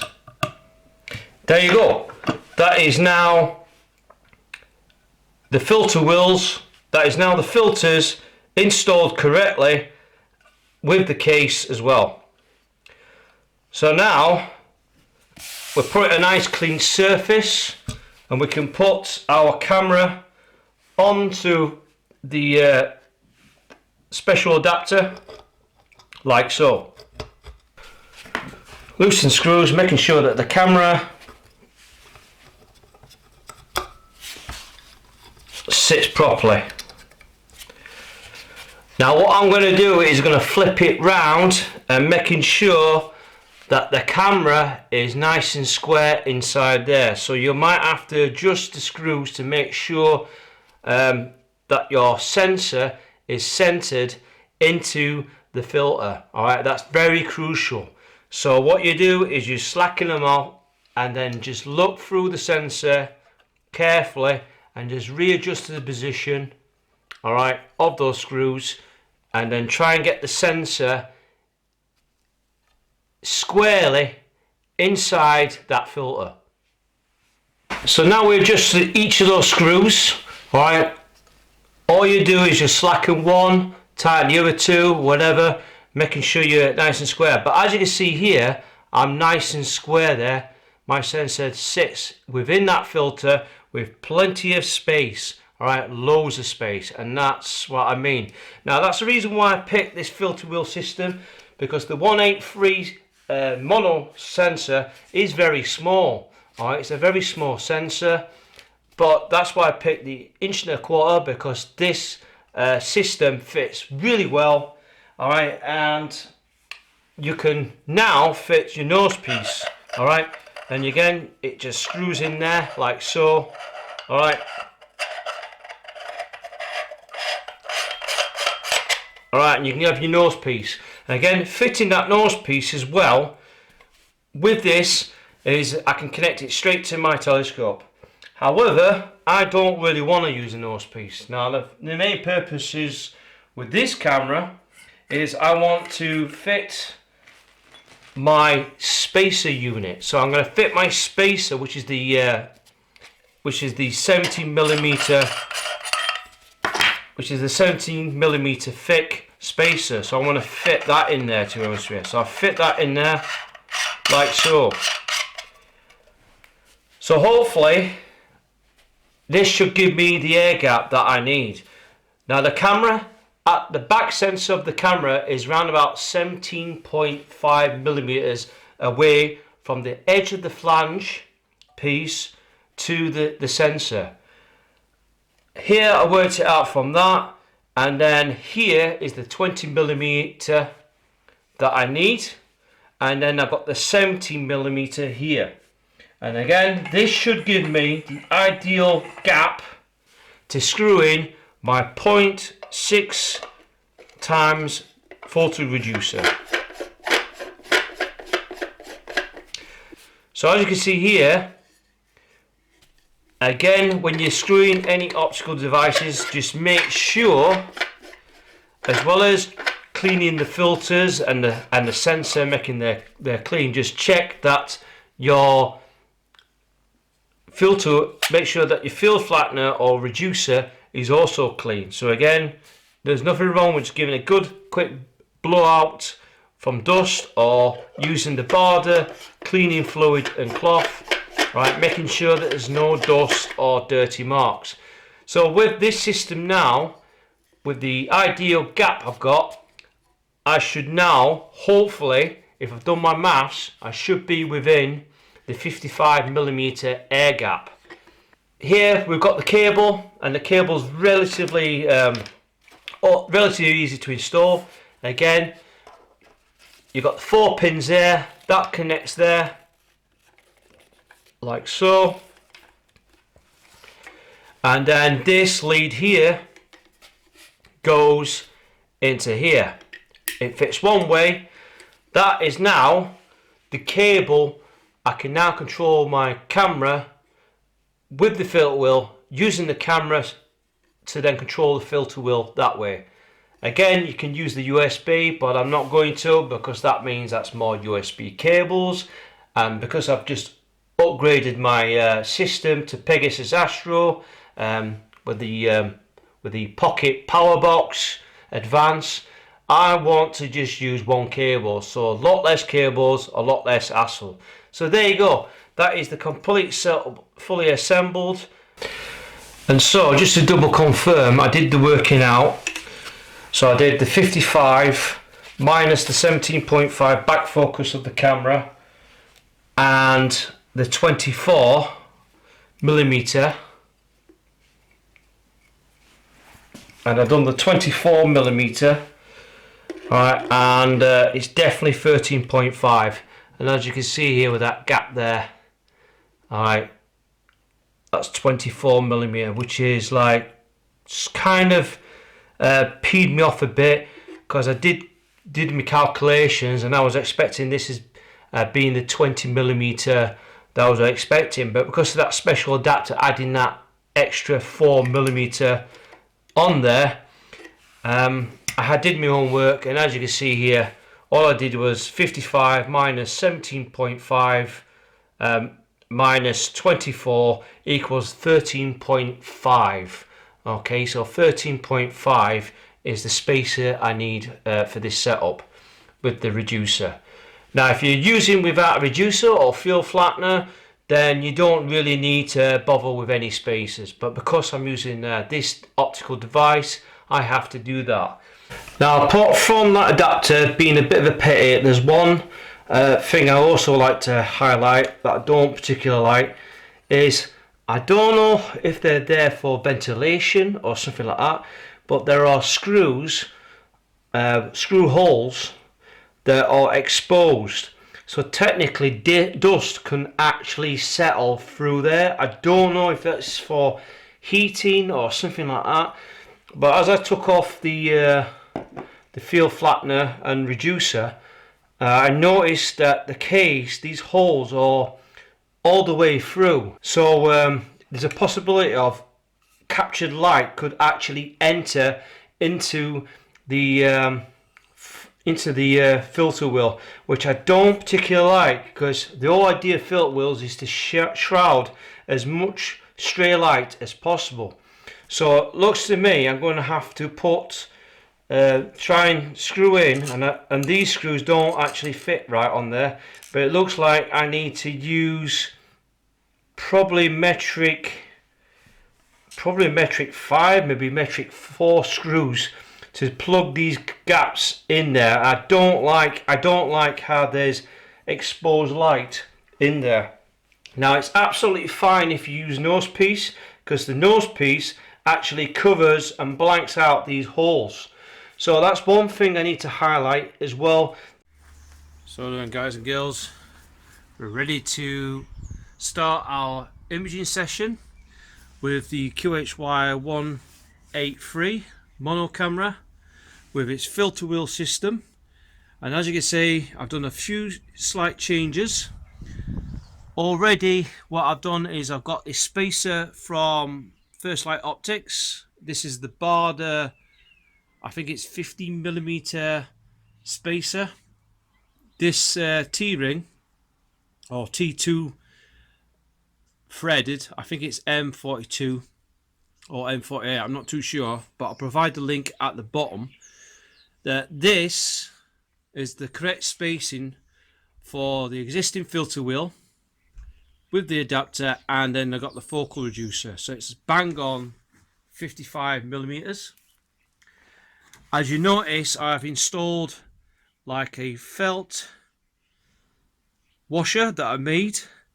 Now with this design, I've noticed that there is some holes on the filter wheel, right? And I've made this washer, believe it or not, out of flocking.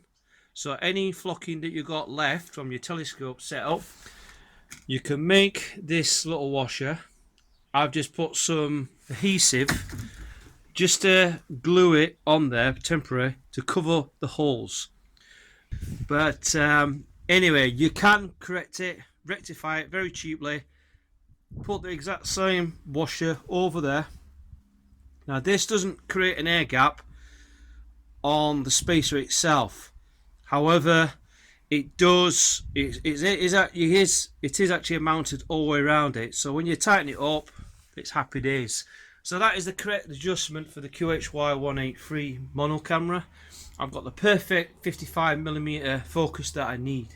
So as you can see there, we're ready to go. And hopefully, wish me luck. Skies are being good to me so far. So fingers crossed we get to test out this camera and show you what it really does.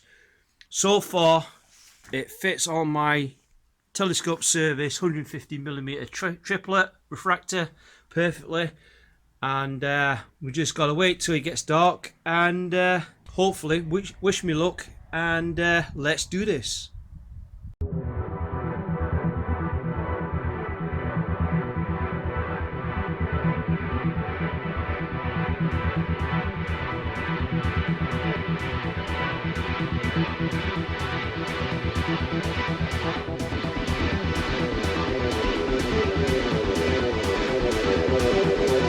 Right everyone, but we've got a clear night tonight, and as you can see there, we're doing the PhD guiding on. Also, we're going to sort out the auto guiding first on our telescope setup. As you can see here, we've got the Astro GP cam, and it's going through its calibration for the guide scope. And as you can see in this image there, as it's calibrating, we are setting the auto guiding on a fixed star here, and with that we've got M81 and M82. Alright, so you got the Cigar Galaxy and then you got the BAADER Galaxy, and straight away we are guiding at 4 seconds, which is good, and we've got that PhD guiding sorted out. Now this is the QHY that I'm talking about. So at the moment we've got 0 gain, offset to 103, and this is on live view. So like if you click on live view, it'll take so many exposures, so many milliseconds. So we've got it centered onto the thing after we've got it focused. So what we're going to do is the first thing is to set up a planner. So with this version, because I'm using EaseCap, the good thing is you can set a different folder, you can set different things, and you schedule your imaging session. So first thing I want to do is I want to create a folder. So we're just going to call it M81 and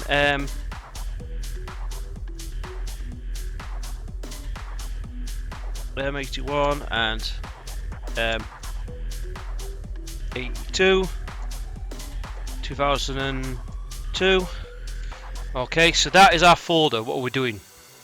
So you create a folder and then you go onto EaseCap.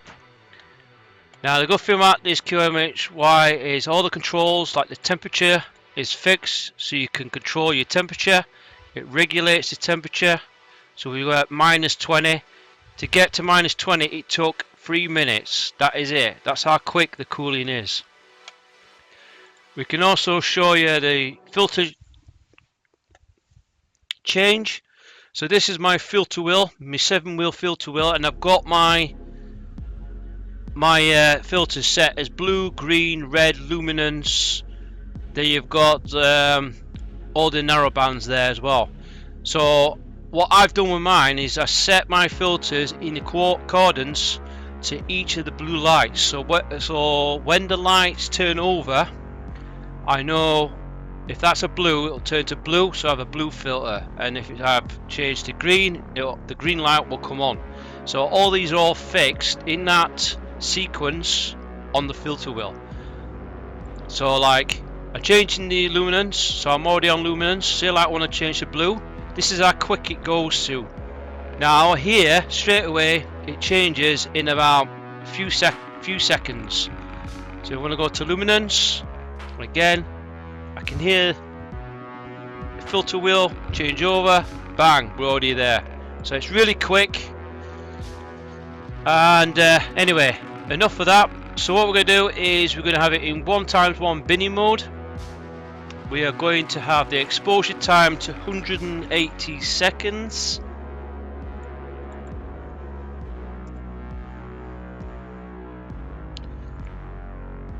Because well, we're going to then set it up to repeat. So the repeat can be how many frames you want to do. So if I want to do 25, but more luminance the better. So 35. I can then set another one. So like now CTF is which position the filter wheel it is. So as you can see there, we've got position 4 there. So we select position 4. We're going to have 0 gain. Okay, so we don't want no gain, no exposure. Then we want 180 again.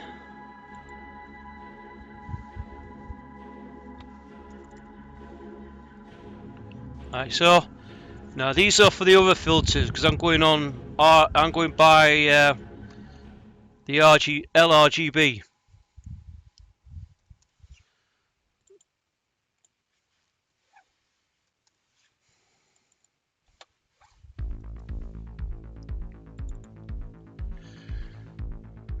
Okay, so we're going to have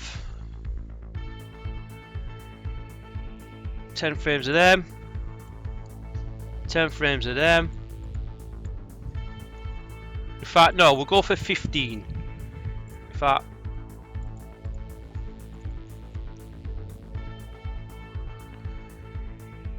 yeah, we'll go for 10 frames of each first, because you want to get as much data as you can. So key position. So the next one. So key position 1 will be blue. So we go blue channel. Green will be moving to position 2.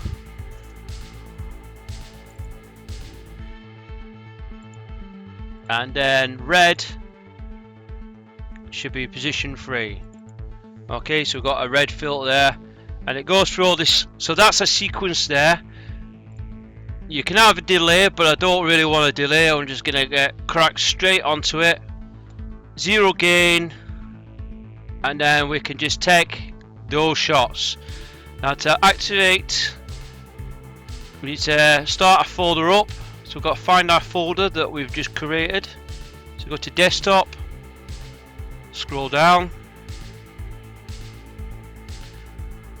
find our file we just created. There it is. So there's our file. Select. So now what we're going to do is, with that, you can call it a file name.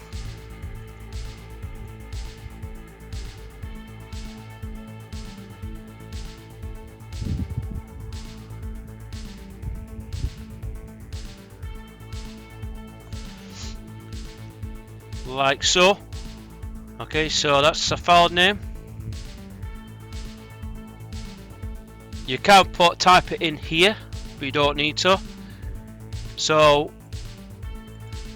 what you do is you tick these boxes, like so. Now we're taking lights, so remember, remove the lens cap off your telescope. Don't forget that. And then what you do, we'll set it up as it is there. There's our file. And then what you do, once you're done, you click on start, and it'll go through the exposure. So we're auto guiding as well. So the guiding's pretty good. We're still on track. But you can check the graph, because I know some people like yourselves, some people like the graph charts.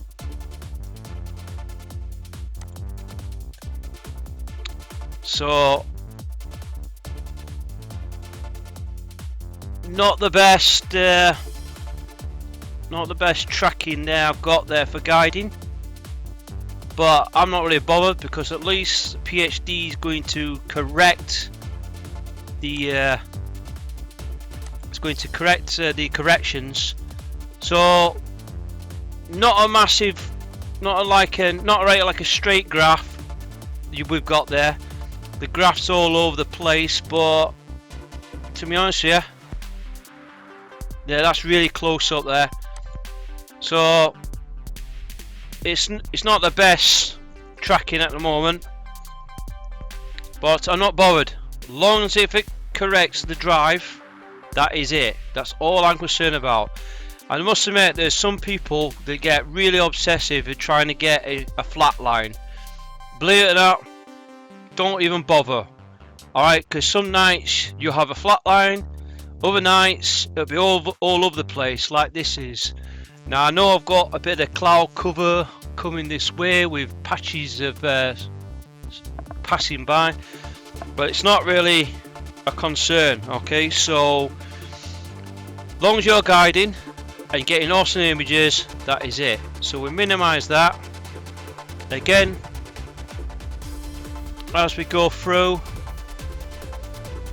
it should have actually gone through yet, so we've got to wait for 180 seconds for it to come through. Alright, we should begin to start to get an image. So as you can see there's the timer there. That's where it's progressed to go through.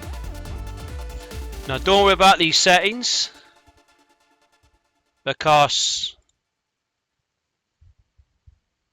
they will not show up. You can do a manual capture like that as well.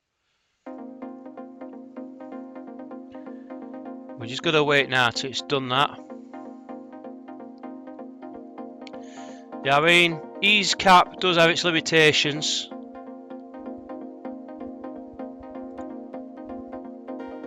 It has got its focus assistant, but I never use that. I just stick to the good old banner stuff mask, to be honest with you. I mean, you can set the seconds to God knows up to 10,000 seconds, but it's not really, I never use that at all.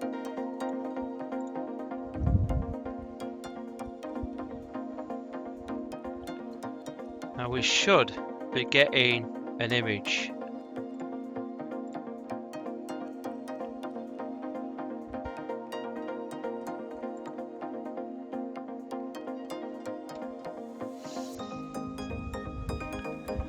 So we've got an image. I think something just popped up there.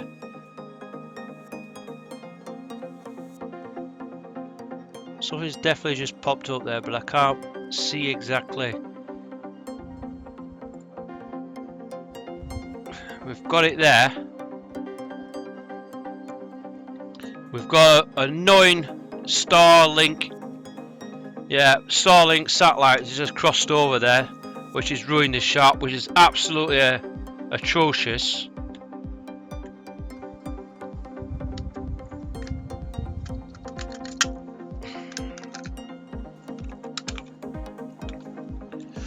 So yeah, we've got a Starlink satellite just go past.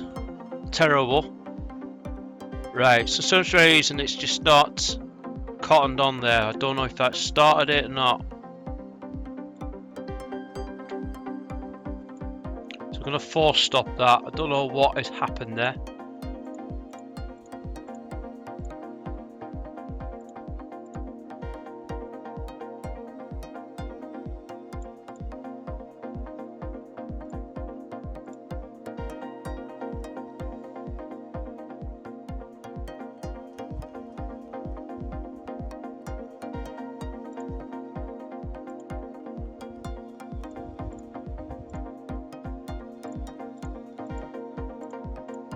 Try that again.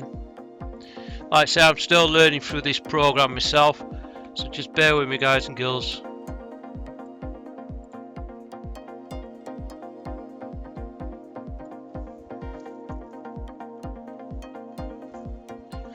Just gonna set. Now you can use the scroll keys as well to get your exposure. So 180 seconds. Okay, so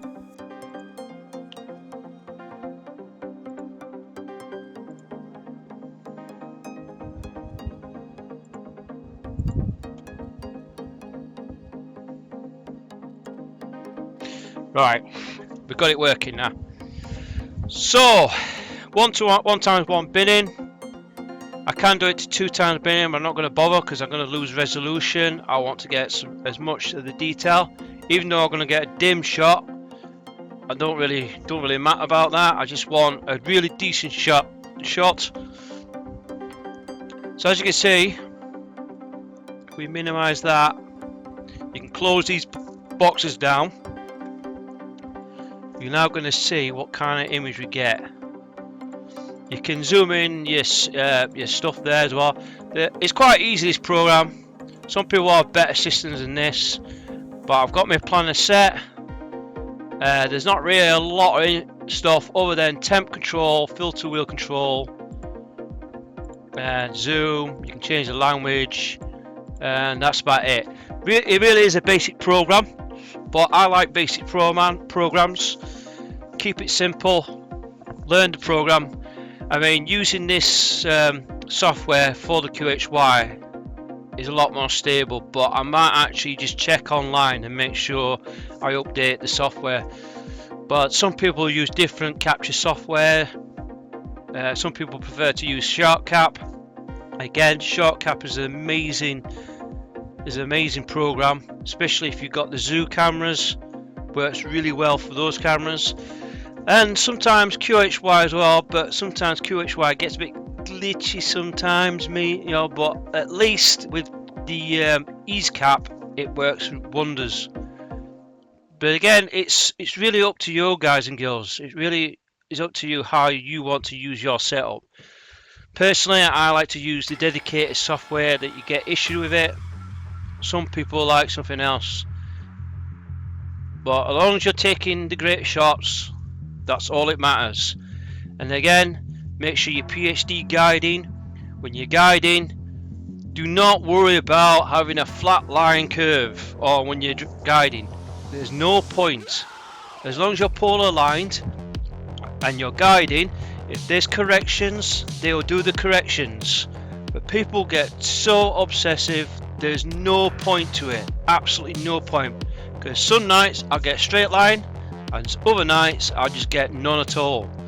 So long as the amount's getting corrected by PhD guiding via the guide camera, that is it. That's all you'd be concerned about. As long as you get the cracking image, that's all you gotta do. So as you can see there, we're almost there. And the thing is, it's really quick, this camera, it buffers really quick. There you go. So hopefully we should get an image. Now at the moment you're wondering what the hell's happened here. So what you can do is just change your background level. Alright, and as you can see there, we've got some good detail there already. So don't worry about this is just different background levels. So for me, this one works that way. And as you can see, we've already got some awesome structure there.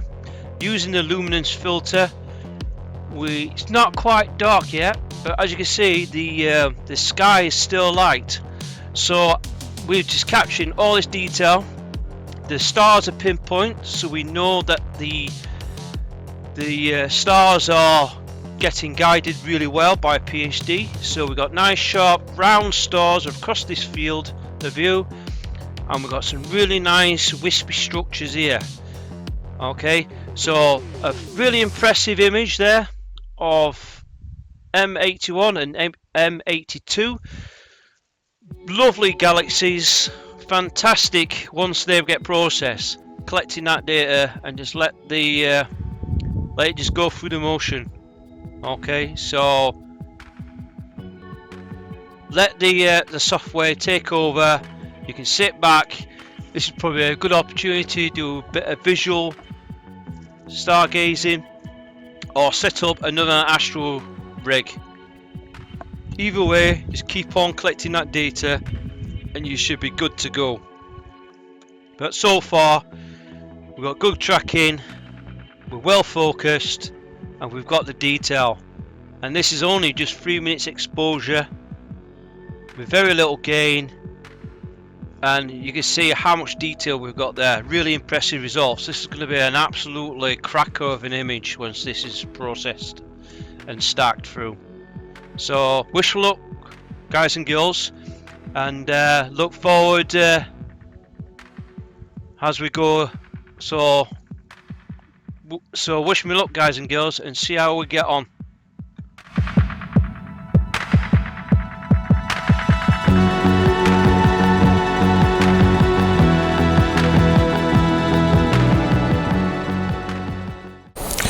So then, guys and girls, we're going later into the night and we're gradually taking still taking the light frames. And as you can see, I don't want to go shine too close, because as you can see, I might interfere with the exposure. So as you can see there, dim down. So at the moment, and that's what we've got so far. She hasn't budged. We're still on the luminance frames, so just keep going. That's a good thing about this setup. Once you've got this the camera set up with the filters, just let the planner take over and just sit back and relax and let it just go through the motion. And yeah, we've still got some good data there, and just keep going. Okay, so at the moment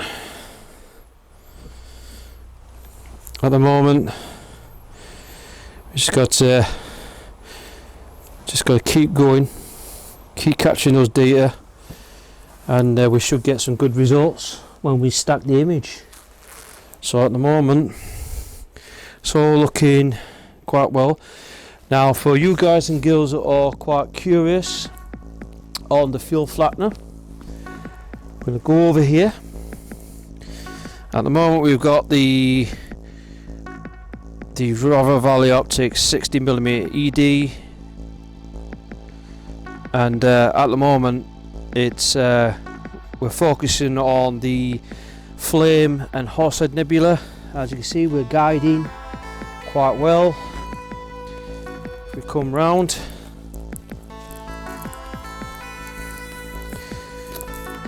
I had to do the adjustments on the field flattener. It really depends on your camera, but as you can see there, I had to put 1 millimeter gap to do the 56 back focus. Again, I used a soft solder, 1 millimeter thick soft solder. I wrapped around there and I just adjusted it that way, which is quite a good way to do it. At the moment we are with that field flattener reducer. We are slowly taking the exposure. So at the moment, I think we're in about 4 minutes. So yeah, 4.5 minutes.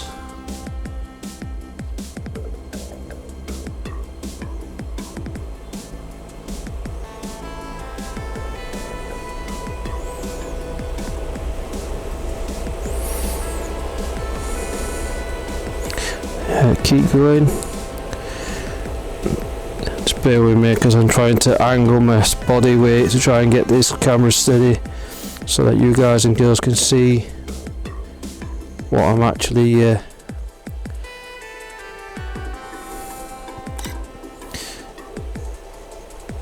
so yeah, it looks a bit whitewashed, but I'm gonna have a double check.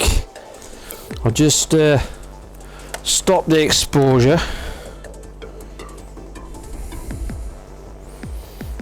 Just stop the exposure. I'm quite happy to sacrifice that shot,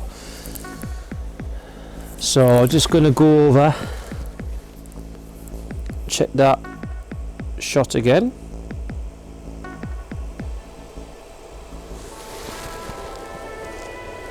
I think it's been whitewashed because I shined the torch over, which is not good. But these are the things I have to do.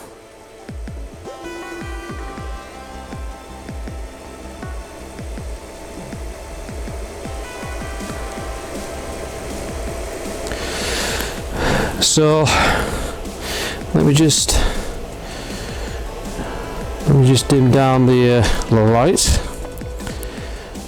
I'm just going to set the exposure so you can see what I'm doing, because at the moment you can't see. Oh wow, we got a lovely image there.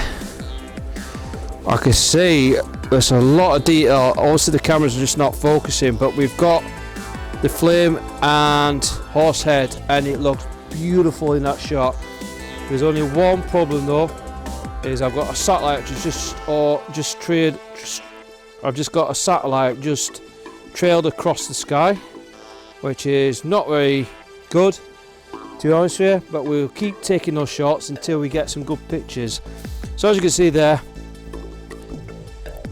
this 60mm ED Horizon is an outstanding wide field telescope.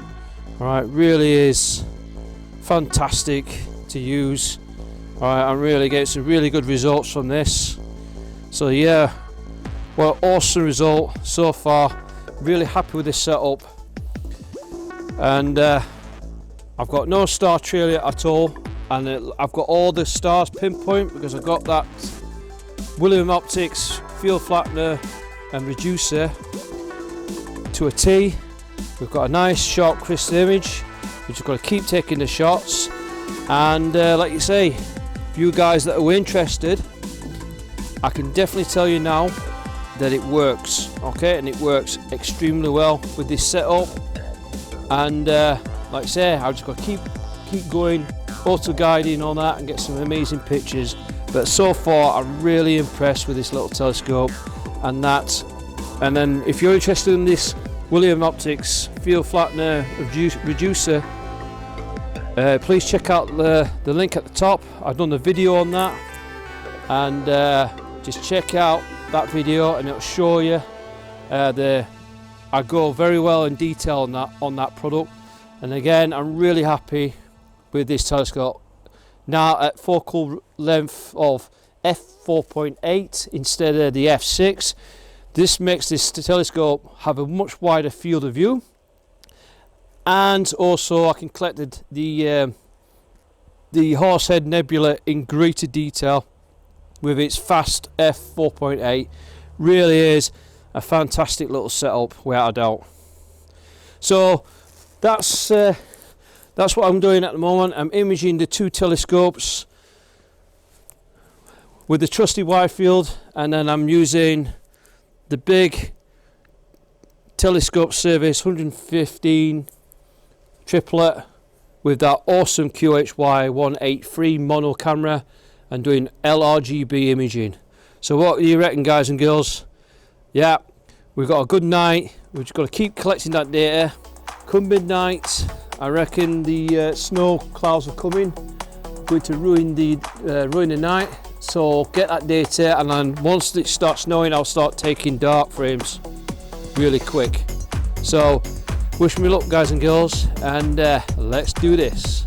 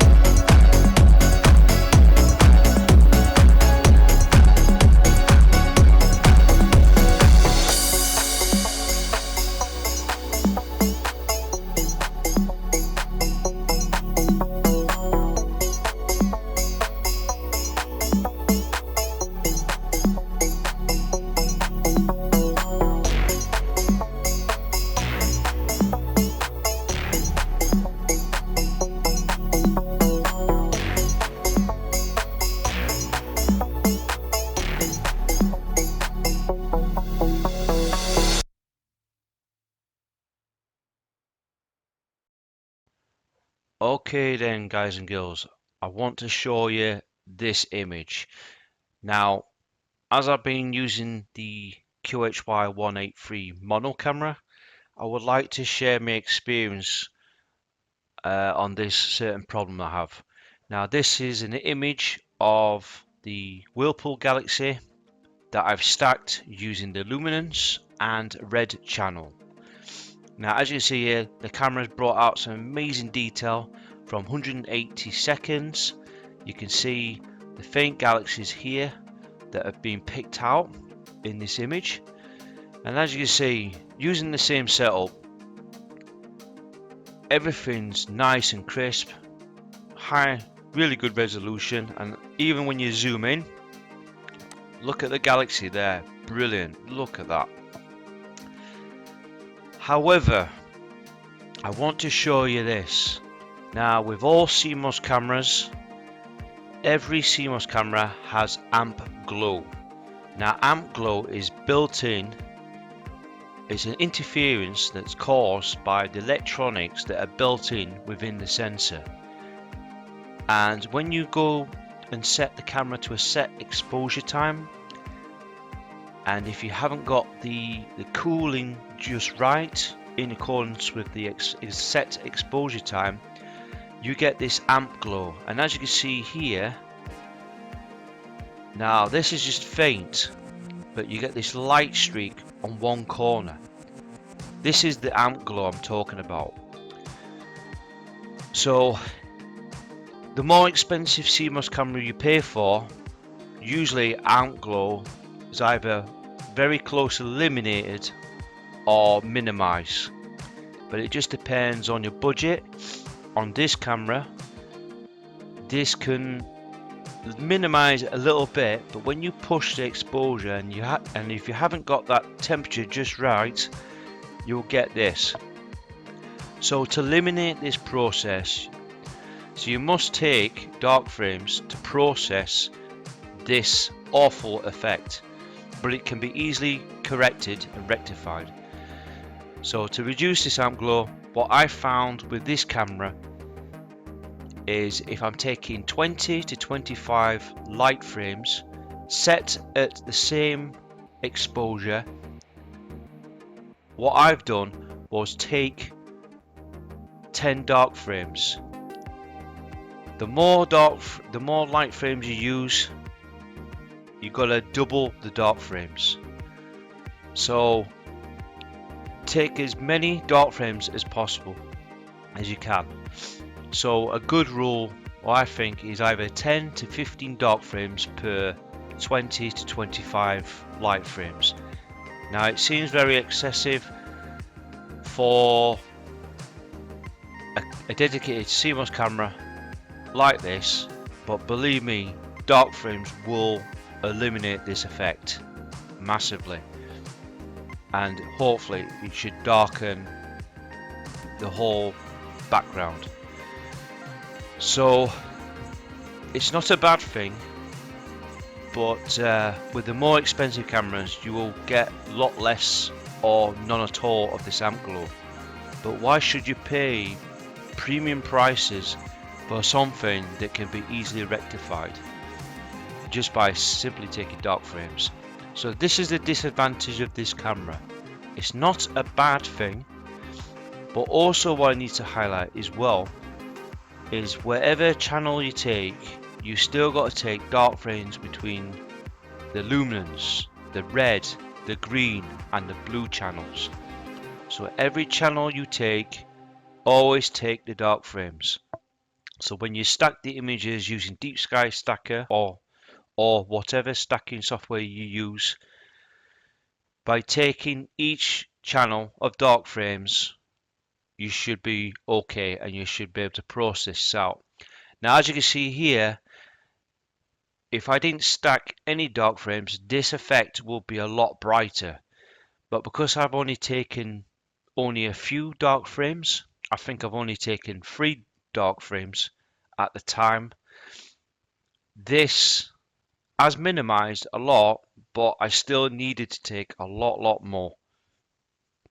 Don't worry guys and girls, if you didn't have enough time, for example, it's getting light, you couldn't take the dark frames, or you had to pack up to go to work or whatever reason, you could, with this camera, because it has a controlled set cooling, all you do, you can always take dark frames after on a later day or date, and ideally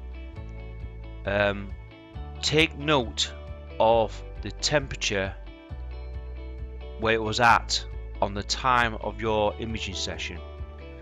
So all you do is once you come back and you want to take dark frames, remember, do not touch the focus tube, put the lens cap on, remember the exposure you used on that night, and then set the camera to whatever cooling it was at.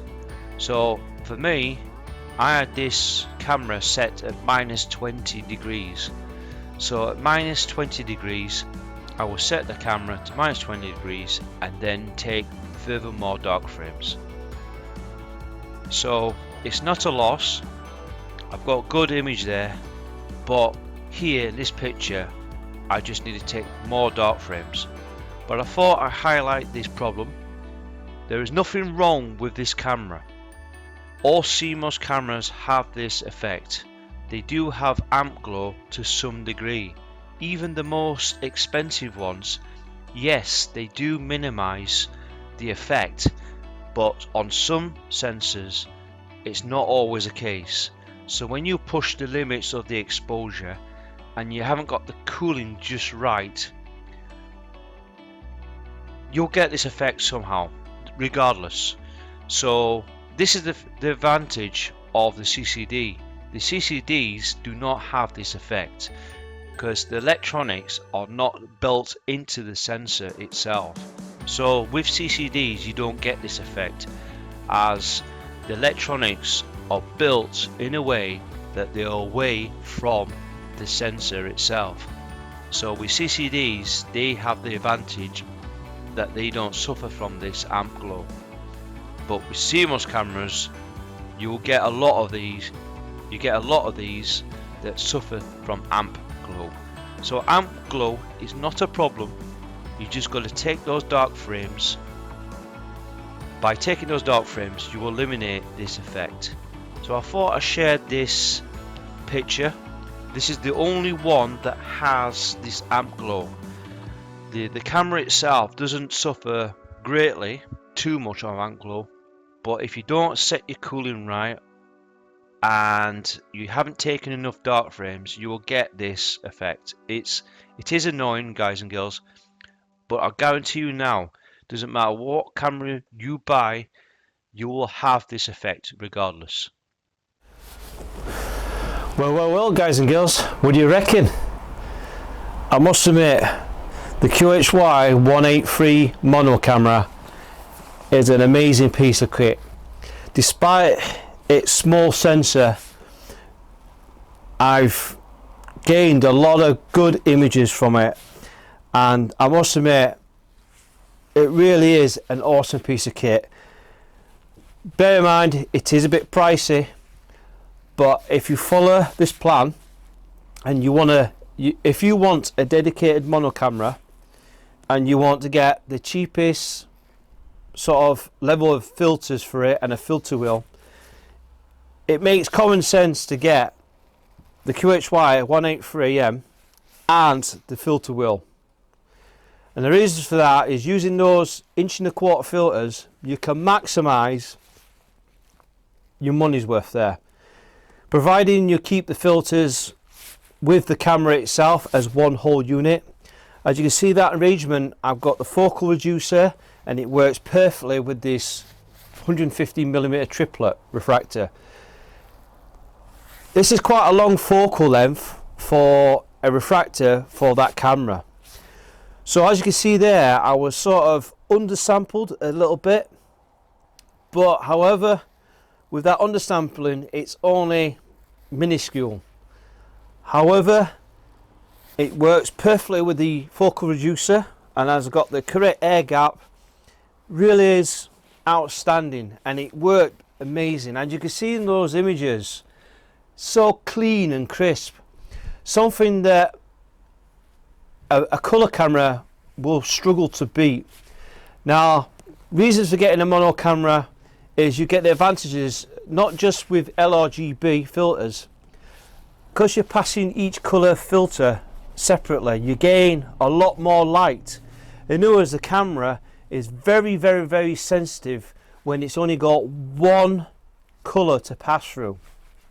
So you're collecting that data really quick, and as you can see there, I'm using 180, not even 5 minutes exposure time, and I'm already grabbing that detail, especially with if you're imaging through the luminance filter.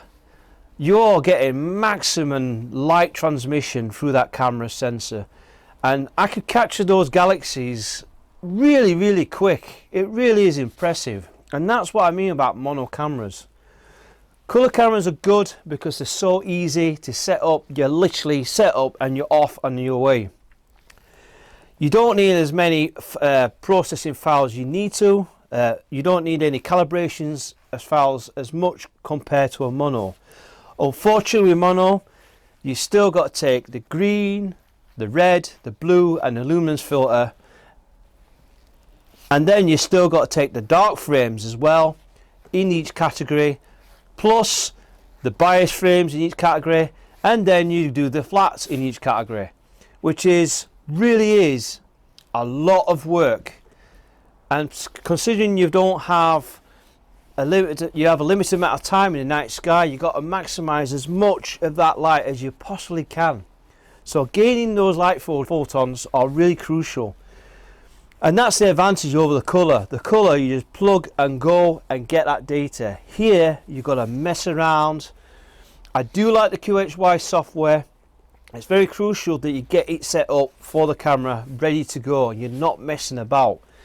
Once you're imaging away, the mono camera does actually comes into its own, because one, with the sensor, you're grabbing a hell of a lot more detail, and I mean a lot of detail, compared to a colour has to pass through a Bayer matrix. With the QHY mono camera, you are literally smashing that light through, and you gain a lot more detail, more resolution. You'll pick out fainter objects more through a mono camera. But I'm not going to debate between colour or mono, because either way, both cameras are still very good, and I love both of those cameras. It's just that certain aspects where the mono does excel, and that is where if you've got bad light pollution, or if you've got the moon that's up, you can forget colour camera imaging, because with colour cameras, yes, you can do a little bit of narrowband filtration, but you cannot beat a mono camera with its narrowband filters. They are very restrictive, but they pass through the light better through a mono camera, and the mono camera will pick it better than a colour. Most professional astrophotographers, monsters, will always be using a mono camera because of the benefits it gives. Especially you got the higher quantum efficiency on the mono camera. It's so much higher than a colour camera can ever beat. I also like the camera how the cooling is very effective. It's very sufficient. It draws a lot less power, and as you can see there, I'm literally drawing like maybe 2, maybe 3 amps at the most. Very low power consumption from the camera itself. The camera cooling is very efficient as well, because I can literally control the camera, set the cooling that I want on the QHY software, and it's stable. It's not just that, it gets down to that temperature really quick, and also I'll be imaging straight away. When it's just set, it's very efficient. The only drawback is I would highly recommend when you finish your imaging session, always allow the camera to warm up. So set the camera on QHY software, let the software click on it, warm it up in gradual stages so you don't shock the camera. Alright, because don't forget, you're cooling down that sensor to like minus 40 degrees maximum. Alright, so when you're cooling something that cold, just gradually warm it up gradually, and as soon as it's got to the temperature, ambient temperature wise, then you can shut the camera down. I highly recommend that you do that, because all that does is increases the reliability of your camera. All right, and you're not getting any serious problems. You do have your desiccant tubes as well, so you can always draw out the moisture. Every time you finish an imaging session, just put the camera somewhere in a dry container, or put a desiccant canister itself. That will draw out all the moisture as well. It's very work intensive, and that's the disadvantage of a mono camera, is be prepared to do a lot of work for imaging, but also be prepared to do a lot of post-processing. When you stack the image, you've got to stack each filter one by one by one. So it's very labor intensive when it comes to mono camera astro imaging, especially for deep sky objects. However, with all the slight qualms on it, it is a very good camera, and please, if you're sort of like want a really good astro camera and you want the close-ups, fantastic camera for a refractor like this. Now this is a long focus refractor, not really ideally suited for this camera, because then you'll be either undersampling a lot or oversampling depending on the focus ratio or focus point. So short focus refractors is perfect for that camera. This is sort of pushing the limits. So at the moment this refractor here is at f5.5 ratio. So at f5.5 ratio, it's still sort of in the short focus category with that focal reducer. However, as you can see there, that camera is so sensitive.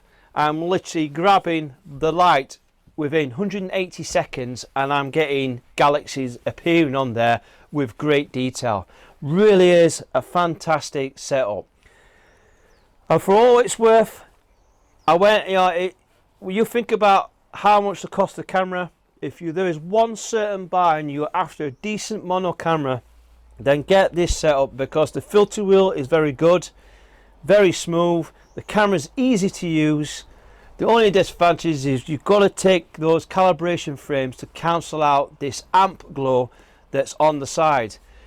So making sure that you've got the right exposure, the right settings, and then the right temperature, and keep the focus the same, you should be good to go. But apart from that, it's a lightweight camera, and as you can see, it's a compact design with the filter wheel, and you put your focal reducer or field flattener.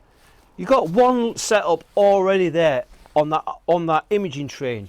All right, and you can literally easily adapt that camera system to another telescope if you wish. So as you can see, I will rate this camera 4.5 stars for the QHY183M, and the filter wheel, I would definitely rate that 4.5 stars as well. There are minor flaws, but if you can work with the camera and work with the filter wheel, it is an absolute joy to use. All right, and I'm literally just got it out of the box, got a few of the settings done right. Some people don't like to use ease cap, some people like to use a different imaging system altogether. It really is up to you, but I prefer to use the QHY software, which is the ease cap. The ease cap is very good. It does have some limitations, but it works very, very well, providing you get the firmware for the camera and the filter wheel. The good thing about the filter wheel, it plugs in with that via cable. All right, so there's no extra cable you need to go onto the your laptop or your Pegasus Astro or any power box.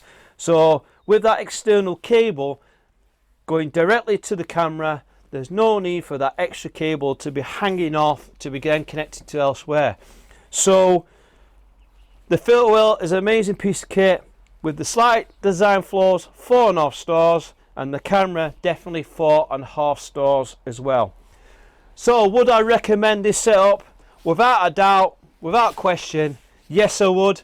I would like to see it a little bit cheaper, but I'm afraid sometimes it's not always the case. When you buy a very, very high quality imaging set like the QHY, don't get me wrong, QHY are very good CCDs and CMOS Astro cameras, all right, and they do make them at a very high quality. The quality is unreal on them, and they have greatly improved over the years since they brought out the QHY8. All right, they had a lot of running problems with that camera, but now as years has gone by, you can see now how they developed their technology, and the cameras are absolutely amazing. All right, they're absolutely out of this world, and they've just got better over the years, and the technology, as you can see there, QHY do some amazing cameras. Okay, not the best looking Astro cameras around, but I don't buy an Astro camera just for the looks. I buy the camera for its functionality and what kind of specs it offer. And QHY CCDs and CMOS cameras have a lot of good specs on their cameras, all right? And that's what I want. I want something that's going to give me the goods. Forget the looks, I want the goods, all right? And that's what I like about QHY. They have good quality products. Don't focus about how it looks, it's how it performs, and that's what counts. So if you like watching my video, please hit a like button, and if you're new to this channel, please subscribe onto my channel. And again, please share this video out, because how I've worked it out with this system, if you're one of these guys or girls that want a hassle-free system, but you want a really good dedicated mono camera, but you want something that sort of within the budget, at least save a bit of cash in the long run, you can get away with using the 1.25" filters. They do the 2" filter system as well, but again the filter wheels will be a lot bulkier and a lot heavier, and then it'll be a lot more pricier. Plus the filters as well. You combine a narrowband filter set, 2" guaranteed, you're talking 600, maybe 800 quid with the filters alone. When I thought about this setup, I thought carefully. I picked the 1.25" filters, use the Astronomy Tools app to work it out. If you get that worked out, you can get a perfect system without breaking the bank. Okay, it's expensive as it is, but you do save a lot of cash in the long run.